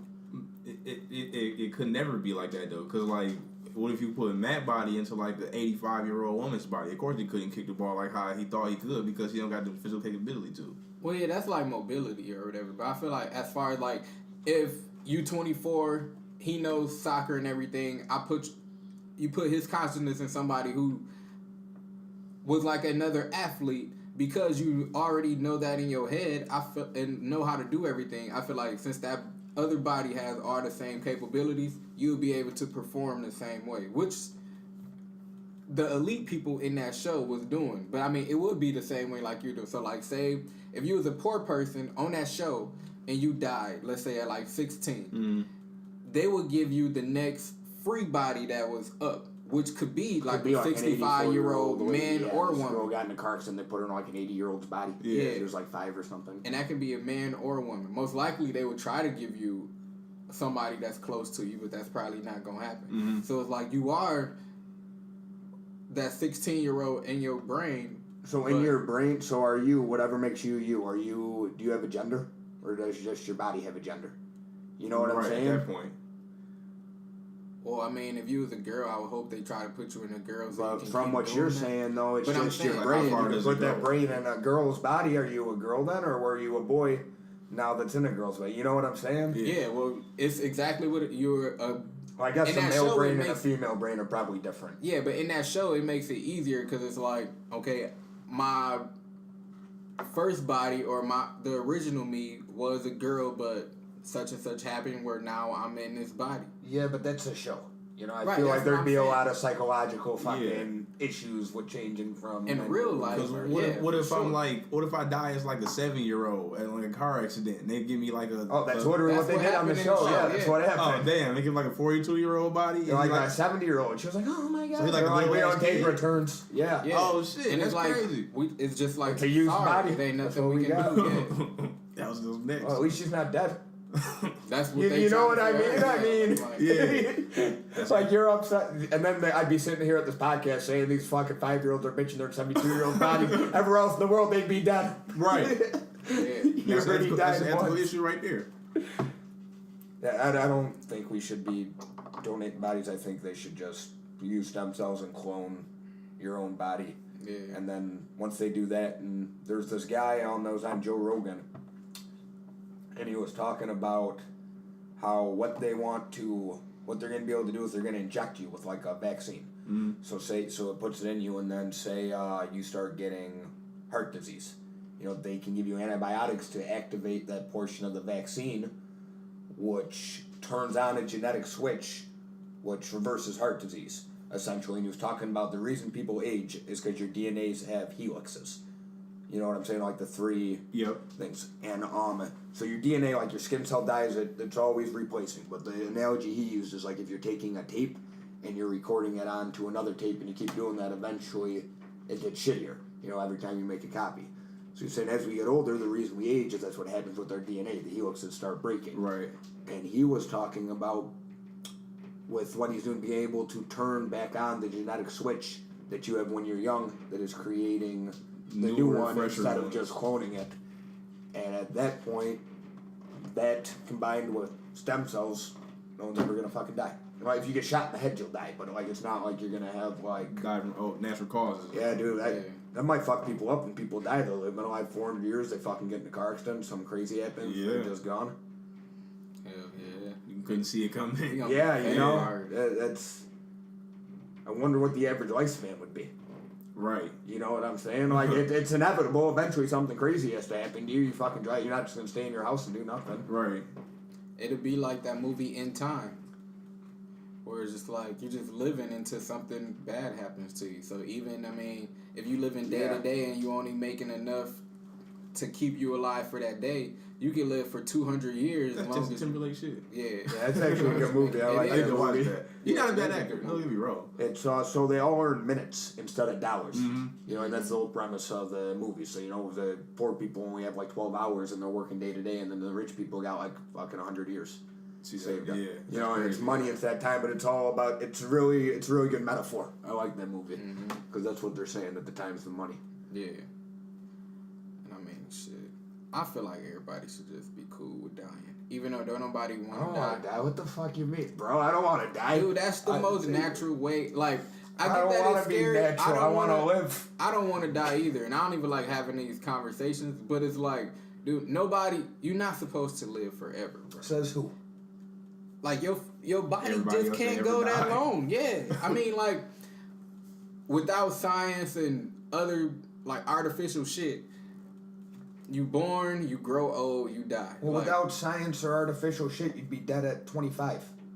Like back in the Yeah, day without when they medicine did, you and know shit, what I'm yeah. saying? Everyone used to die at 25, 30. They probably would have said the same thing. People aren't meant to live to be 100. That would have sounded crazy to them.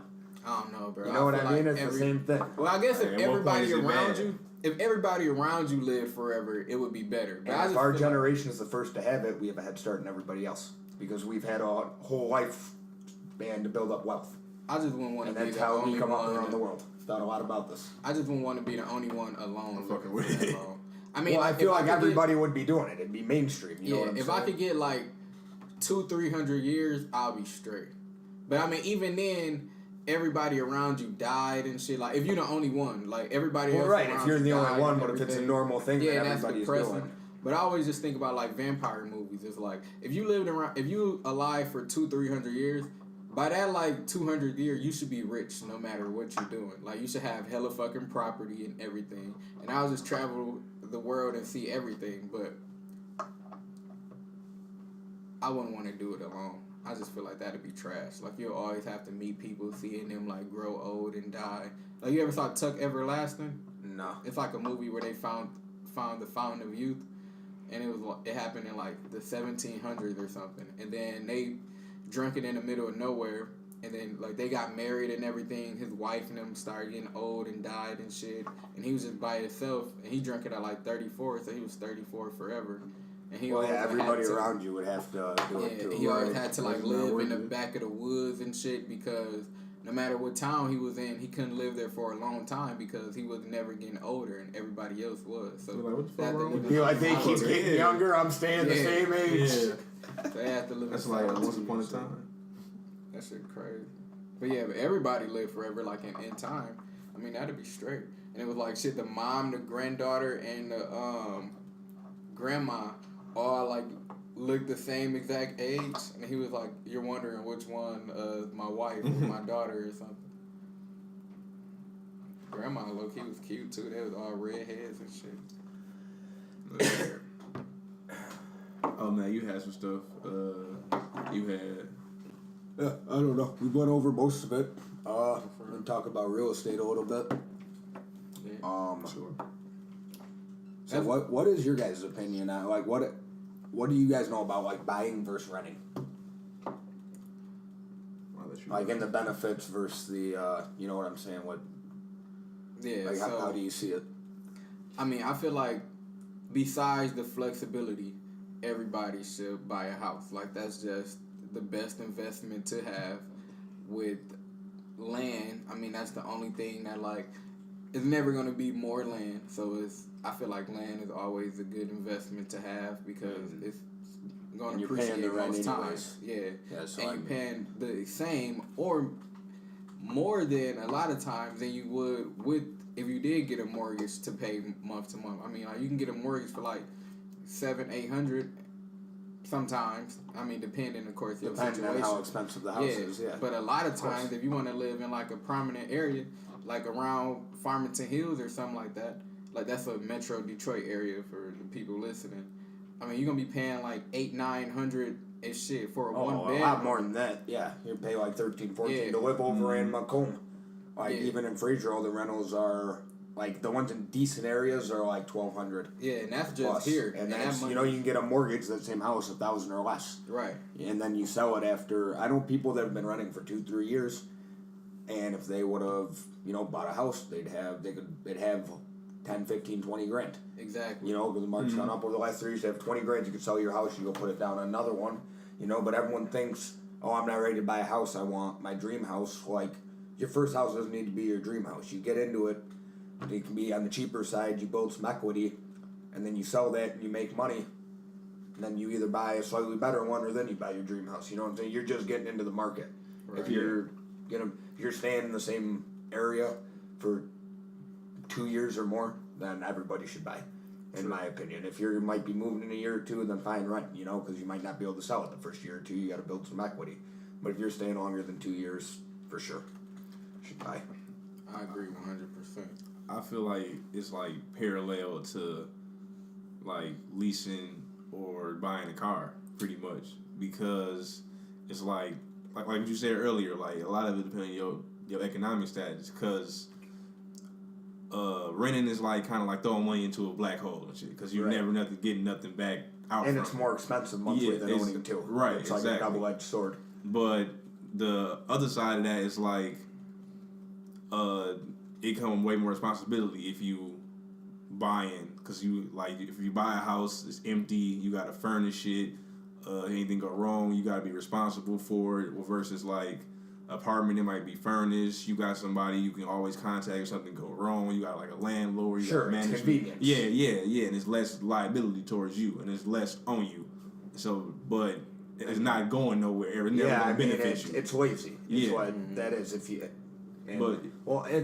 I guess it depends. If you just have fuck you money and you want the convenience and you're not worried about this investment, you just want to live in an apartment, that's fine. A lot of people do that. But to just not do it because you don't want to deal with, furnishing it and dealing with issues, and you don't have anything else going for. If you don't have anything else going for you, then that's just a bad financial. If you're doing well and you're not interested in the housing market, I would assume you got to be doing really well. And not want to do that, but you know what I'm saying. But for sure, it's convenience versus responsibility. But it's just a really big way to gather wealth, dude. You're paying $1,000 into it almost, at least sometimes, every month. It's just like a piggy bank. You sell it in a few years, so people get 20, 30 grand. It's more money than they've ever seen in their life. Just from sitting in their house because they've been paying it for 7, 8 years. Versus renting something, it's like setting it on fire every month. Exactly. Yeah. It's just gone. And like, and a lot of times, and sure, there's going to be some stuff that breaks that you got to pay for, but in reality, the money you save every month that you would be paying in rent, you're probably still cheaper. It's not, as long as you don't buy a house that the furnace is about to give out or you got to replace the roof. That's just stuff you got to look at. And compared to the cars, like, with the house, you buy an asset, really. That car is going to depreciate. The car's a depreciable asset, your house is going to go up. Yeah, by the time you pay it off, it's not even going to be worth probably half of what you originally paid for it. With a house, it's like most likely it's going to go up. It could double even. But in the sense of like you leasing the car, you never going to get zero from that. Well, you know what I'm saying? Yeah, well, that's like leasing. Yeah, but you're only throwing, say, $200 a month, $2,400 into it as opposed to 20 grand. True. I feel like the car thing's different. The lease, I could see why people do it if, again, they're making good money and they don't care. They don't want to deal with any of the problems. They go, it's easy. But I like owning. I'd rather own a car. Right. And you sell it every 3-4 years. Throw some money down and then upgrade it, and just... And how we were saying, like, people try to live above their means. Ever since I got out of college, I've been positioning myself so I can get a house, own it. You know what I'm saying? I've been saving money so I can get that bitch paid off as quick as possible. And now my biggest life bill for the rest of my life, that $1,000, $1,200 a month or whatever, will be gone. You never have to worry about that. You get that paid off, you can sell it, and you have, however much money the house is worth. And then say it's a $120,000 house, you sell it, get your, say you got your $120, now you want a $180,000 house, you go buy that and you only got to take out a $60 grand mortgage, which is nothing because you had that $120 from that last one. Right.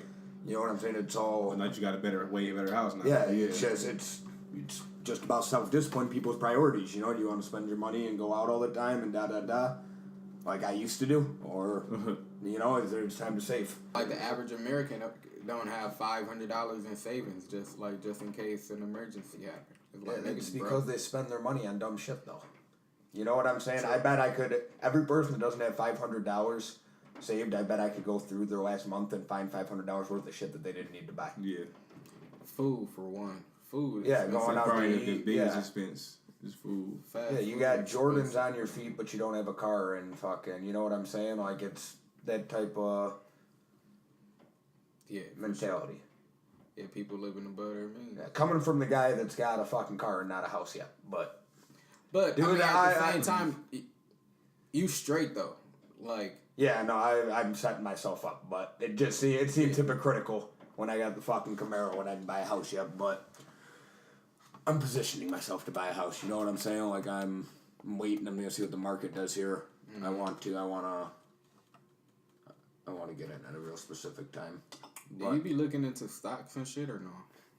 I have some investments, but I just give it to my advisor and tell him not to call me. Say I'll call you if there's a problem. You know, I can see the value of it on my phone. Because they used to like call me and give me like updates every month. Hey, da da da, and I just basically told them like, you know, look, you don't need to call me and update me. I got the app. I will call you if there's a problem. You know what I mean? And that's as far as mine goes. You know, I don't even pay attention now with them, dude. I don't watch it every day because I'm not one of these people watching the TV. Oh my God, the market's up down. It's just money that I throw in there and forget about, and I'll get it one day. You know what I'm saying? Same thing with Bitcoin, dude.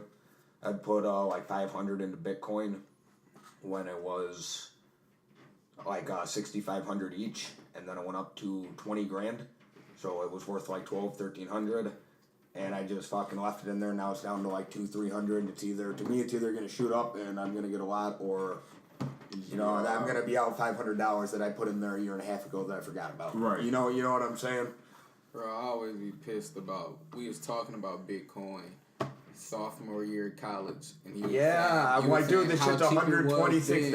I was saying it was then. expensive. And he was talking about how cheap it was before it was $126, and he was like, "Damn, I should have brought something in, dude. If we would have brought some in 2000, We would have spent $126. We could have sold. We would have had 20 grand for every $126 we put in. Bro, we would have. And I was like, $126. That's too expensive. I'm not buying Yeah, that. and I'm like, hell yeah. I'm like, nigga, that's crazy. Like, fuck. Then they went up to 500. I'm like, dude, fuck this. This is too much. Then they went up to 6,500. And I was like, dude, fuck this, too much. I was like, you know what? Say this every fucking time, dude. And I bought 7.5% of a fucking Bitcoin. They shot up to 20 grand. That's And now it's down to like 4, dude. But I was happy as fuck. Always. But literally, I was like, dude, I say this every time. I do. Literally, I just bought it. Like it was impulsive. I'm like, I'm buying it and forgetting about it. I'm like, fuck it, 'cause this keeps happening. Not And saying it this has every yet to time. go back up, dude. So maybe I bought it the last time. If I had a time machine, that's one time that I would go back to. Dude, they're low right now. Buy some now. They're only like 3,000 or 4,000, dude. It's the lowest they've been in a while. That's a lot. Well, you Well, don't you have, can buy to buy a fractions whole of them too, Bitcoin, though. dude. Yeah, Yeah. true. I only bought But 7.5% of one. You don't have to buy a whole one. Like back then though, like if niggas would have used their refund checks to buy like 30 Bitcoin and well, not even 30, like yeah, what's 30 times Bitcoin 30. is like crazy. Ain't it like $3,000? $100,000, something like that. Yeah, but back then if it was 100 times 30, is that like 3,000? Yeah. Yeah, so $3,000. So that's like if we would have used like a whole refund check back then, bro. You would That be would rich as be- hell right now. I would have cashed out when You'd it have was $2 like million, 20,000. right? Hell yeah, I would have 20 cashed grand out. times 100. Yeah, you'd have $2 million fucking fucking dollars. crazy. I'm scared. There's yeah. people that did that, dude. It's literally there's a fuckload of people that became millionaires Yeah. from Just Bitcoin. like that, yeah. This one guy was saying he had a hard drive he threw out that was worth like billions or like Bitcoin back then. He couldn't find it. He went searching, or no, I think he did find it. He went searching like the dump or something. Mm-hmm. You know, find it. I think he did. That's nuts. It's A lot of them though were just like tech programmers and shit that were around like early, and they just like bought it and not think anything of it because it was like pennies, like it was so cheap. Mm-hmm. And then all of a sudden, the next thing they know, they're like, oh fuck, I got this hard drive with fucking $1 billion on it. Bro, even my cousin brought that shit up like a long time ago when people used to play like RuneScape and like Counter-Strike. I still and shit play on the RuneScape, bro. on the computer. And like you can make money off of there back then. I'm like, bro, if I would have just knew all this shit was gonna happen back then, bro, I would have been using every extra dollar I had buying Bitcoin. I You should can make buy money some, off You gotta find the next one. Bitcoin. Everybody making their own cryptocurrency now, though. That's why I feel like none of them is really going to, like... I mean, I guess I mean, at next some thing point, like that. it's going to be, like, 4 or 5 major ones, probably. But right now, literally, everybody's making their own. Or some type of electronic transaction, like banks and shit got, like, Zelle or whatever. I think Chase just made their own, like, real cryptocurrency. And they did too. Like, Really? it's just yeah. And then it's a whole bunch, like thousands of them that you don't even know about, like just out there. Dude, that's crazy. That's like Fugazi. I guess our money's Fugazi too, dude. I feel like we should just start buying up gold with all our fucking money. Yeah, because Like it's what it's not even backed by nothing. Like It's not. Yeah, like your life's fucking work is fucking worthless if somebody decides to just. Yeah. It is. It's just a digital number on the system, really. Yeah. Well, that's why it's going back to buying houses and stocks and shit. That's why people diversify, because that.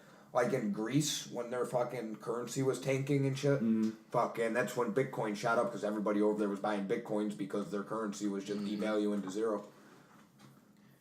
I remember a dude telling me, bro, even back then, like in like Prague and shit, like they didn't really have a lot of money. Like people was using Bitcoin back then, like they had like Bitcoin ATMs and shit, like in Europe, like it had already took off years ago over there.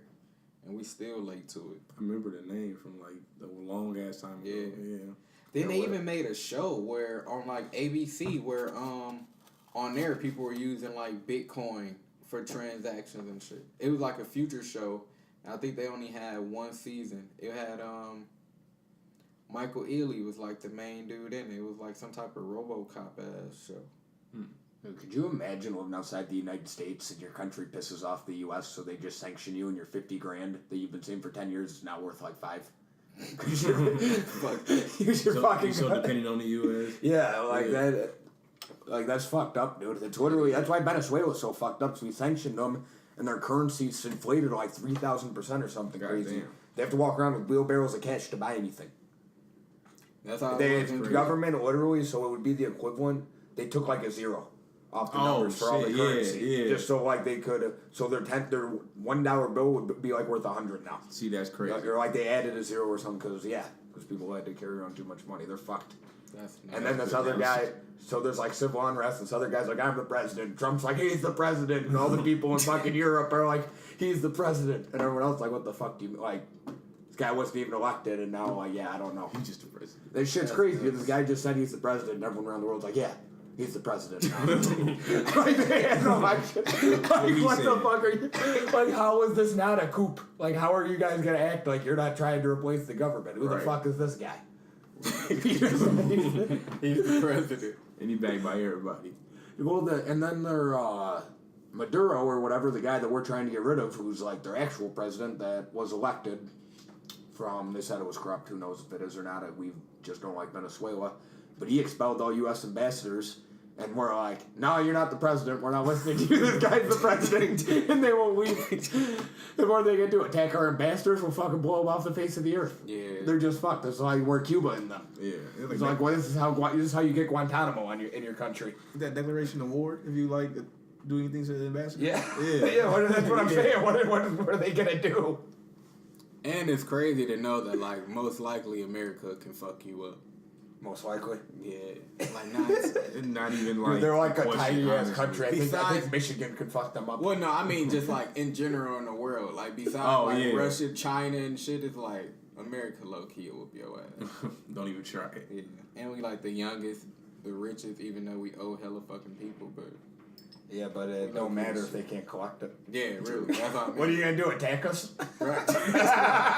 We built the military with all your money, motherfucker. Yeah, our mindset is like, bro, fuck you, bro. Yeah, I wish like, you would. You get your money when I told you to. Yeah, we borrowed all this money and built the military, dude. Beat my ass. Beat my ass. I bet you won't beat my ass. Come get these drones your country paid for. Right.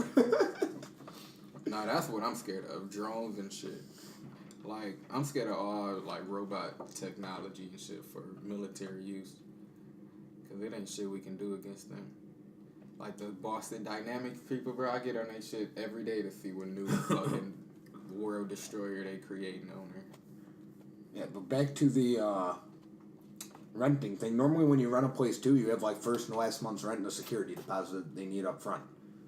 And then there's like down payment assistance programs where you can buy houses with under $1,000 out of pocket. You just need like a 640 credit score, and you gotta make under, different cities are different, but like it's normally under like 60K a year. And they get, and you, there's one, I don't know if it's still going on, it's gonna expire soon if it is, where they give you $14,900 towards your down payment and closing costs. So basically give you 15 grand, and every year that loan is forgiven 20%. So you stay in the house for 5 years, that money's yours. That's free 15 grand. And then the other one that has been going on forever that's not as good, it's better than renting, but it's still not as good. It gives you $7,500 towards your closing costs.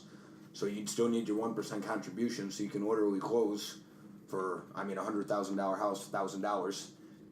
But that loan, it gets paid back when you sell or refinance the house. So you're not making payments on it. So you pay off 20 grand your house and you sell it. That first $7,500 when you sell is coming off the top to pay off that loan. Right. You get what I'm saying? So you just have to stay there a little bit longer. You need to overpay. You know, if your payment's $800, you pay $1,000. You're just cutting off interest like crazy. You're just Right. because in the beginning you're paying mostly interest, and if you just pay a little bit more, you're literally just cutting off tens of payments. Yeah. What's that program called, you know? What's that? What's the name Mishda. of- How you spell it? MSHDA. Okay. That's the $7,500 one and the $14,900 one. The $14,900 one, if it's still going on, it might still be. I think it is, honestly, but it's got to be wrapping up soon because they only allocated X amount of funding for it, so there's only so many ones available. That one's only in certain cities. So, like in Macomb, it's East Point, Warren, South Warren, Roseville, and a couple other ones, but they're lower income areas. But see, with Warren, it's only South Warren because it goes by zip code. North Warren's nice, South Warren's kind of shitty. So it's only South Warren that you can go in there. But with Roseville's a big city and it only has one zip code. So you can use that program to get into northern Roseville, which the house, you can get a house in there for like 130 grand. Like, nice, like everything you need. And it's Fraser Schools. It's right across from Fraser. So that, if I were to qualify for that program, that would be my move, personally. If that program was going to last until I'm ready to buy a house. Right. But with the $7,500 one, you can go anywhere. You just have to pay it back. But that $15,000 one, I mean, the houses in the neighborhood are going to appreciate. You stay there for 5 years, you get a free 15 grand, essentially, for people that don't have the cash to buy instead of renting. And I mean, even if you don't qualify for the down payment assistance, with seller concessions, which means the seller can pay some of your closing costs, which they can be negotiated in, happens all the time. Say they pay 3%, you can still get into a house with only like 5 grand out of pocket. You know, if you're moving into a rental that's, say, $1,000 a month, first, last month's rent, and $500 security deposit, you know, that's $2,500 right there. So yeah, I guess you need a little bit more. You need $2,500 more, but you know, it's not. A lot of people think you need like 20 grand. Right. You know, to buy a house, you don't. Right. You know, maybe back in the day you needed bigger down payments, but now they do 1% down payment loans. You know, and then the rest is just your closing costs, and then you have the seller paying 3%. You know, you could really probably for less than 5 grand. You know, depending on what you're buying. Yeah. People don't know that. Yeah, no, they because there's a lot of people I talk to like, oh, I thought I needed 20 grand. Because, you know, that's what their parents tell them, because when their parents bought their house, that's probably how it was. Right. But that's not how it is now. That's true. I want to buy a house in Flint, man. I feel like I can see the vision for it coming back. Like, everything that they doing. And right now, houses cheap as fuck. In Like, Flint there? Yeah. And we've been driving around, and it's just like some low-key ass neighborhoods that I feel like don't nobody know about. That's pretty much untouched. Like, I mean, everybody live in them. Is like no vacant homes. You can tell it looks like just like a homeowner neighborhood. Like a lot of old people still. I don't want to say that area because I don't want people to go start looking and moving over there. But it's some nice ones, man, for cheap too. I mean, for like 60 to like 120, and I mean that's straight as hell. I mean, moving to Flint for 120,000 is pretty expensive. Yeah, I was gonna say that seems pretty high. But I mean, the type of house, like you You get a probably get a big ass badass house. house, though, Yeah, there you for get a 120 big ass grand. house that you can move right into. Like my cousin just got a nice house for like 80,000. That's huge. I mean, she redoing the kitchen and everything, but I mean, it's a huge house for $80,000. Like a large lot, like everything. I mean, I feel like the water got to get fixed at some point, and once the water I'm gets saying, fixed, like, you know it got Didn't to they- it's gonna go right back up. Didn't they already fix it? No. I mean, they say that they did when they removed it, but it's not though. I mean, I don't know, because I was reading the news. They were saying they tested it, like, after, like, pretty recently after that all came out. Now, it was my understanding that it was fixed pretty quickly, and they tested it, and it was good. And everyone, that's why it always irritates me when I see on Facebook, oh, Flint can't get clean water, but we can do this. But according to what I've read, Flint has had clean water for, like, 2 years. Well, not 2 years. across Not 2 the whole years, city, though. Like, so it's only certain parts? Yeah, like, the whole city has, like, 100% still don't got right water. yeah. Because it takes so long to replace all them pipes. Right, but I thought that they... I don't know, I read they put filters or something. How does part of the city have good water then? How did they fix it for part of the city and not the rest? I don't know how the 'Cause priority everywhere works. don't get water from the same place. Like Flint Township don't get water. Well, that's what I was under the impression. They switched it back over to the Detroit water supply or whatever See, I after don't that know. happened. See, I don't know. But I was thinking too, maybe they built, but I don't know. Just what I read, I was under the impression that it was remedied pretty quickly after it came out. And I thought all these people on social media were just didn't really know what they were talking about because they're being hysterical. Because I was under the impression that it was fixed. You But can I still watched see it this in a lot of shit. places. I've been watching this shit just like off like real estate apps and everything. A couple years ago, it was a house where like it's all mansions and shit at, like where the Mayor Flynn and everything used to live. It was a house over there for like $1.2 million, right? This was probably like 2012. Like Holy crap. 2015, that same house was Probably double. on there. Hell no, bro. It was down to like 800,000. Oh, after the water crisis. Yeah. Okay. And then I it was just just- thinking the real estate market, 2012 to 2015, everything was going up. It just sold like not too long ago, probably a year or two, for like $714,000. Yeah, see, A that fucks huge up. ass house, bro. Where like the pool in the backyard got like statues of like water spitting in the pool. Really? Like it's a legit ass mansion, bro. Somebody got it for $720,000, and it used to be 1.2. Why would they sell? Why would they sell that?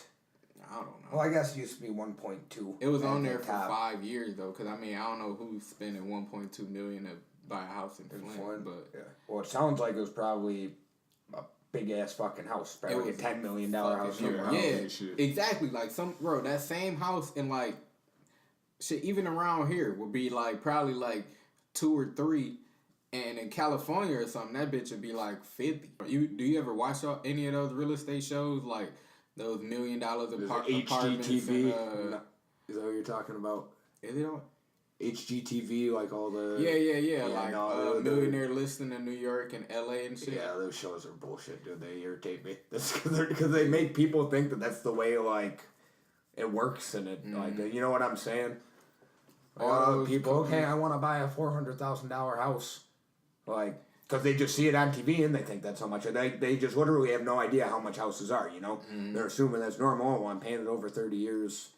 And, you know, they just don't do the math. They don't, you know what I'm saying? They just have this preconceived notion in their head because they watch these fucking shows where these people are butterfly catchers buying $600,000 houses. And, you know? On Millionaire Listing, they be selling like New York apartments for like $45 million, like $100 million, and all those people that be buying them up, I'm pretty sure they all just like They're, shell companies. Yeah, that's what I was going to say. They're shell companies. That's why Yeah. they're selling for so much. People aren't living there. And It's people people laundering buying- money. Yeah, and What Trump was doing with this Trump people Tower, on dude. Wall That's Street. like the most. That is the most compelling Russia evidence they have. That's the only thing they have. And it's not really evidence that is Trump Tower. All these Russians back in the day, they were basically buying apartments in there for like huge sums of money to launder their fucking money through. That's how. Through shell companies, that's how a lot of those towers are in New York, dude. People just get fucking go out.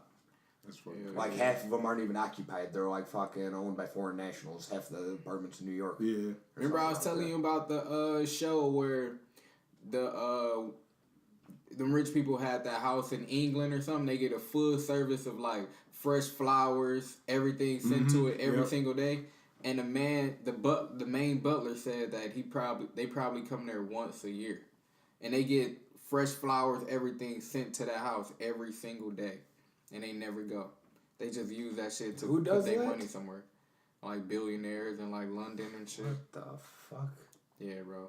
It's all just like How do you make $1 billion, dude? I have no fucking clue. That shit is a lot. Like, it's one thing, 10 like, billionaires doing it's like, yeah. Like, it's one thing to be, like, born into it and it's family money, but, like, fucking, like, Mark Zuckerberg or, like, fucking Amazon guy, like, you're, like, a self-made fucking billion. You made $1 billion. Yeah, that shit crazy. I mean, they went to Harvard and shit. I'm sure they probably came from a millionaire family, but millionaire and billionaire aren't even, like, the same thing, dude. You know, there's lots of millionaires. There's not very many billionaires. Yeah. That's, like, fucking, like, that's just an ungodly. It's 1,000 millions. It's such an ungodly amount of money. Bro, and people got it, like...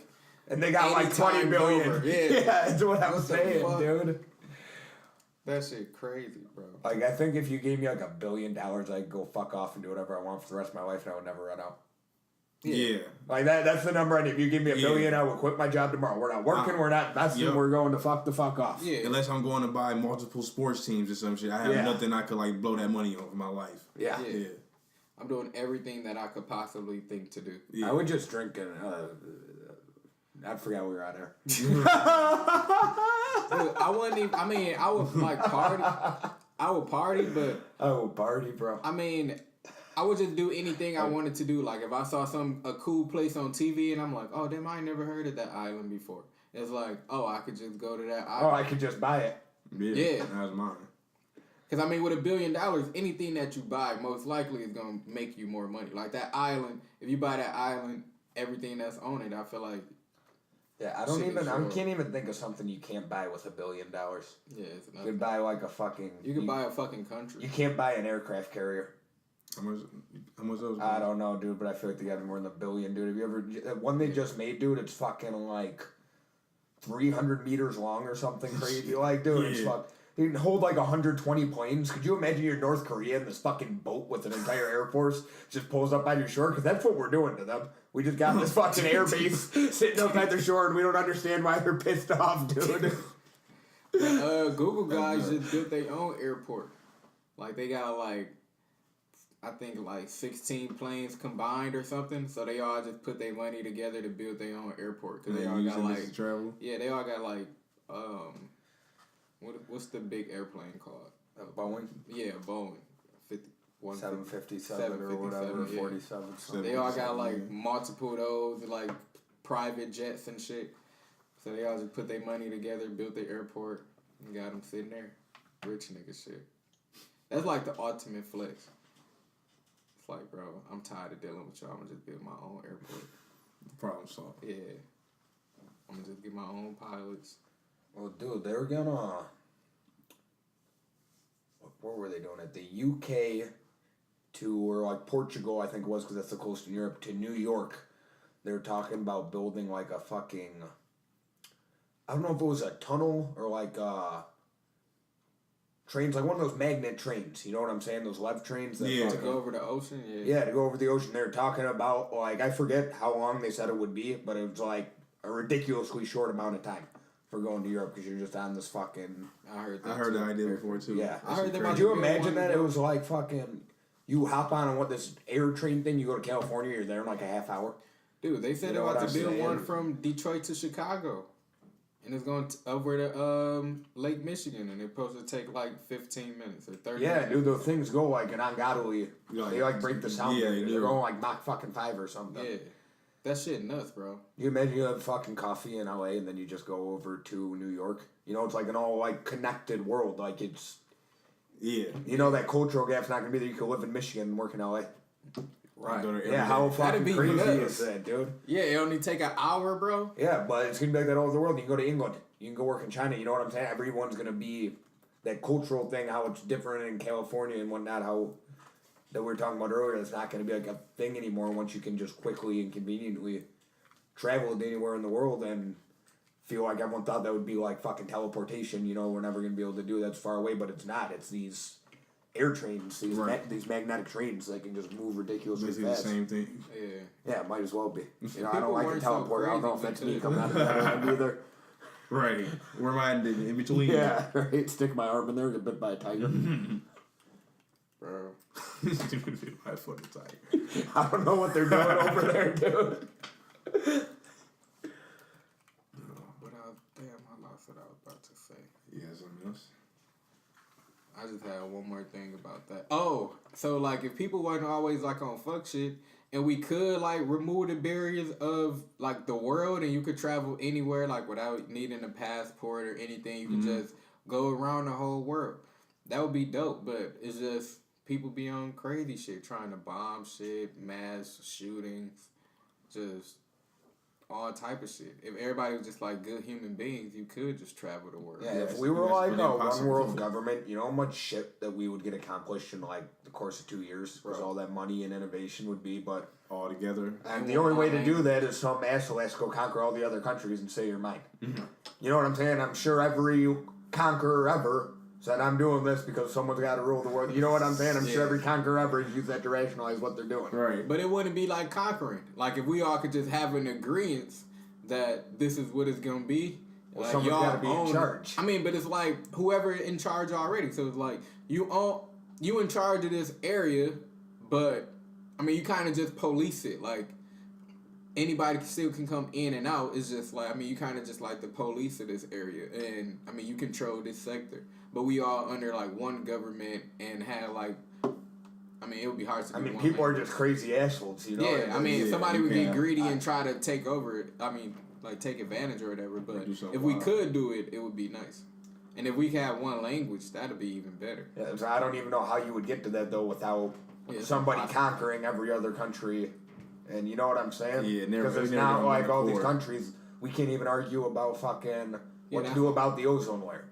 You know, everyone's bitching, oh, in the U.S. we need to go green. Fucking China and India don't give a fuck, and they fucking pollute the environment like 10 times more than we do anyways. We could stop tomorrow. We could stop all fossil fuels. It wouldn't do anything because China and India are doing a lot more than us, and they don't give a fuck because they're a developing economy. You know what I'm saying? That's the real issue with that too, China and India. You know? That's true. And I mean that. What do we do? Are we gonna go invade China to save the world? You know what I'm saying? Crazy we don't have the answer to. You know what I'm saying though? Crazy times. They're fucking polluting the environment, about to kill everyone. I feel like you can't really nobody can stop. Yeah, I feel like you can't go invade somebody for polluting the environment, dude. That's like a new wave of fucking. I guess you can. I guess somebody's gonna do it the way our politics are going. But yeah. Somebody they had to at some point. I mean, I feel like it's almost like justified. I guess I don't know. I don't want to be the one invading China, but I'm not 100% confident in us in that battle. Right. Well, I'm confident in us. I just don't want to be the guy doing it, dude. So like wars or like bombs are gonna fucking blow up my car and shit, dude. Like I'm not. Yeah, that shit. I pray to God nobody ever release a nuclear bomb while I'm here, cause that shit just like on U.S. soil. Hell I thought that shit never happened.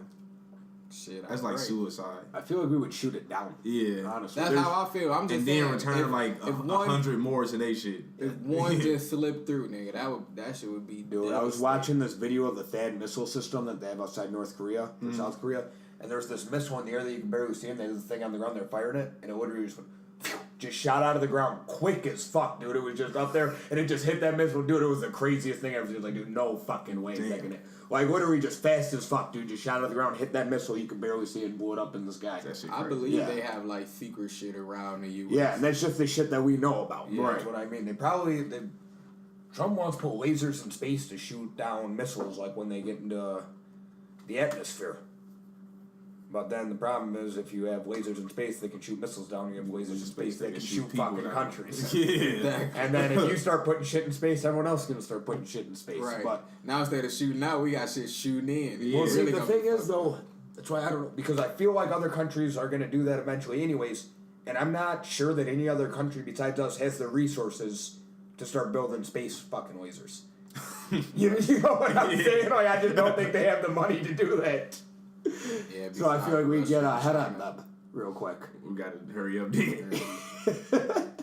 Space Force. I want space lasers. Oh, you got something else, D-Lot?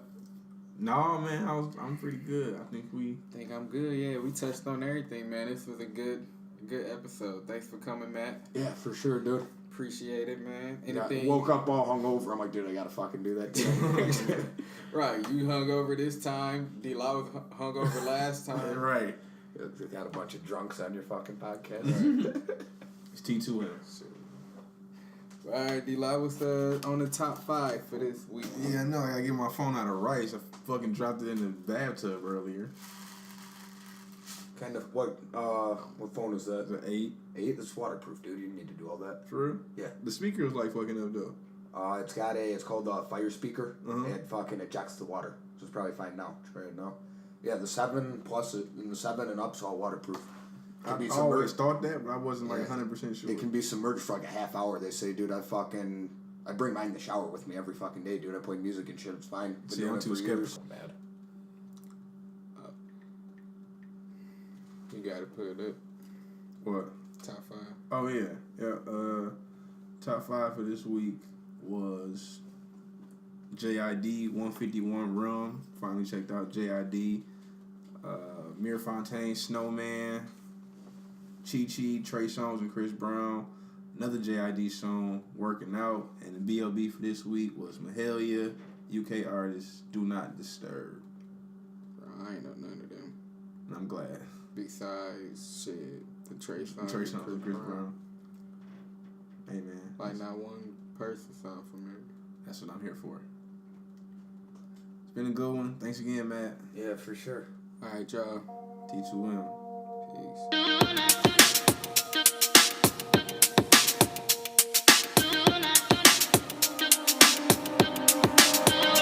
I remember how it started, like at the end of May. It was such a lovely day. I was in a small cafe. I was in no way guarded. Let you come invade my space. Didn't know how much you take. Gave too much of myself away. You don't really mess me up like that. Came and stole my heart, oh that's a fact. Boy, I think it's time I took it back. I don't wanna see you calling me, asking where I'm at. This time I won't hold the line. Been giving you time that you do not deserve. No, you're not mine. You just pretend to be. Don't need you tempting me with your alerts. Do not disturb. I'm putting myself on. Do not disturb. These ain't the words you wanted. I got nothing left to prove. Every time I let you ring, it's like I get deja vu. I don't care what you promised.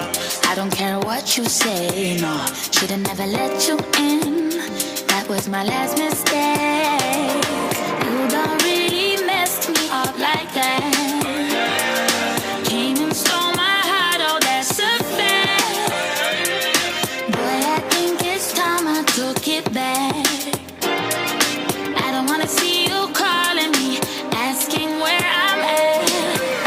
This time I won't hold the line.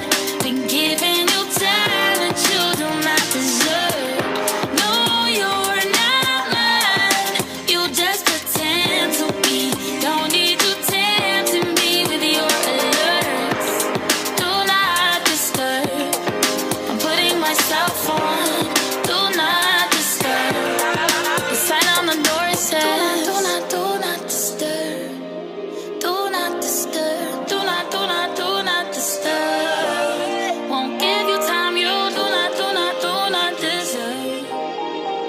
Don't wanna think about you. Don't wanna think about you. This time I won't hold the line. Been giving you time that you do not deserve. No, you're not mine. You just pretend to be. Boy, how you getting me? Do not disturb. This time I won't hold the line. Been giving you time that you do not deserve.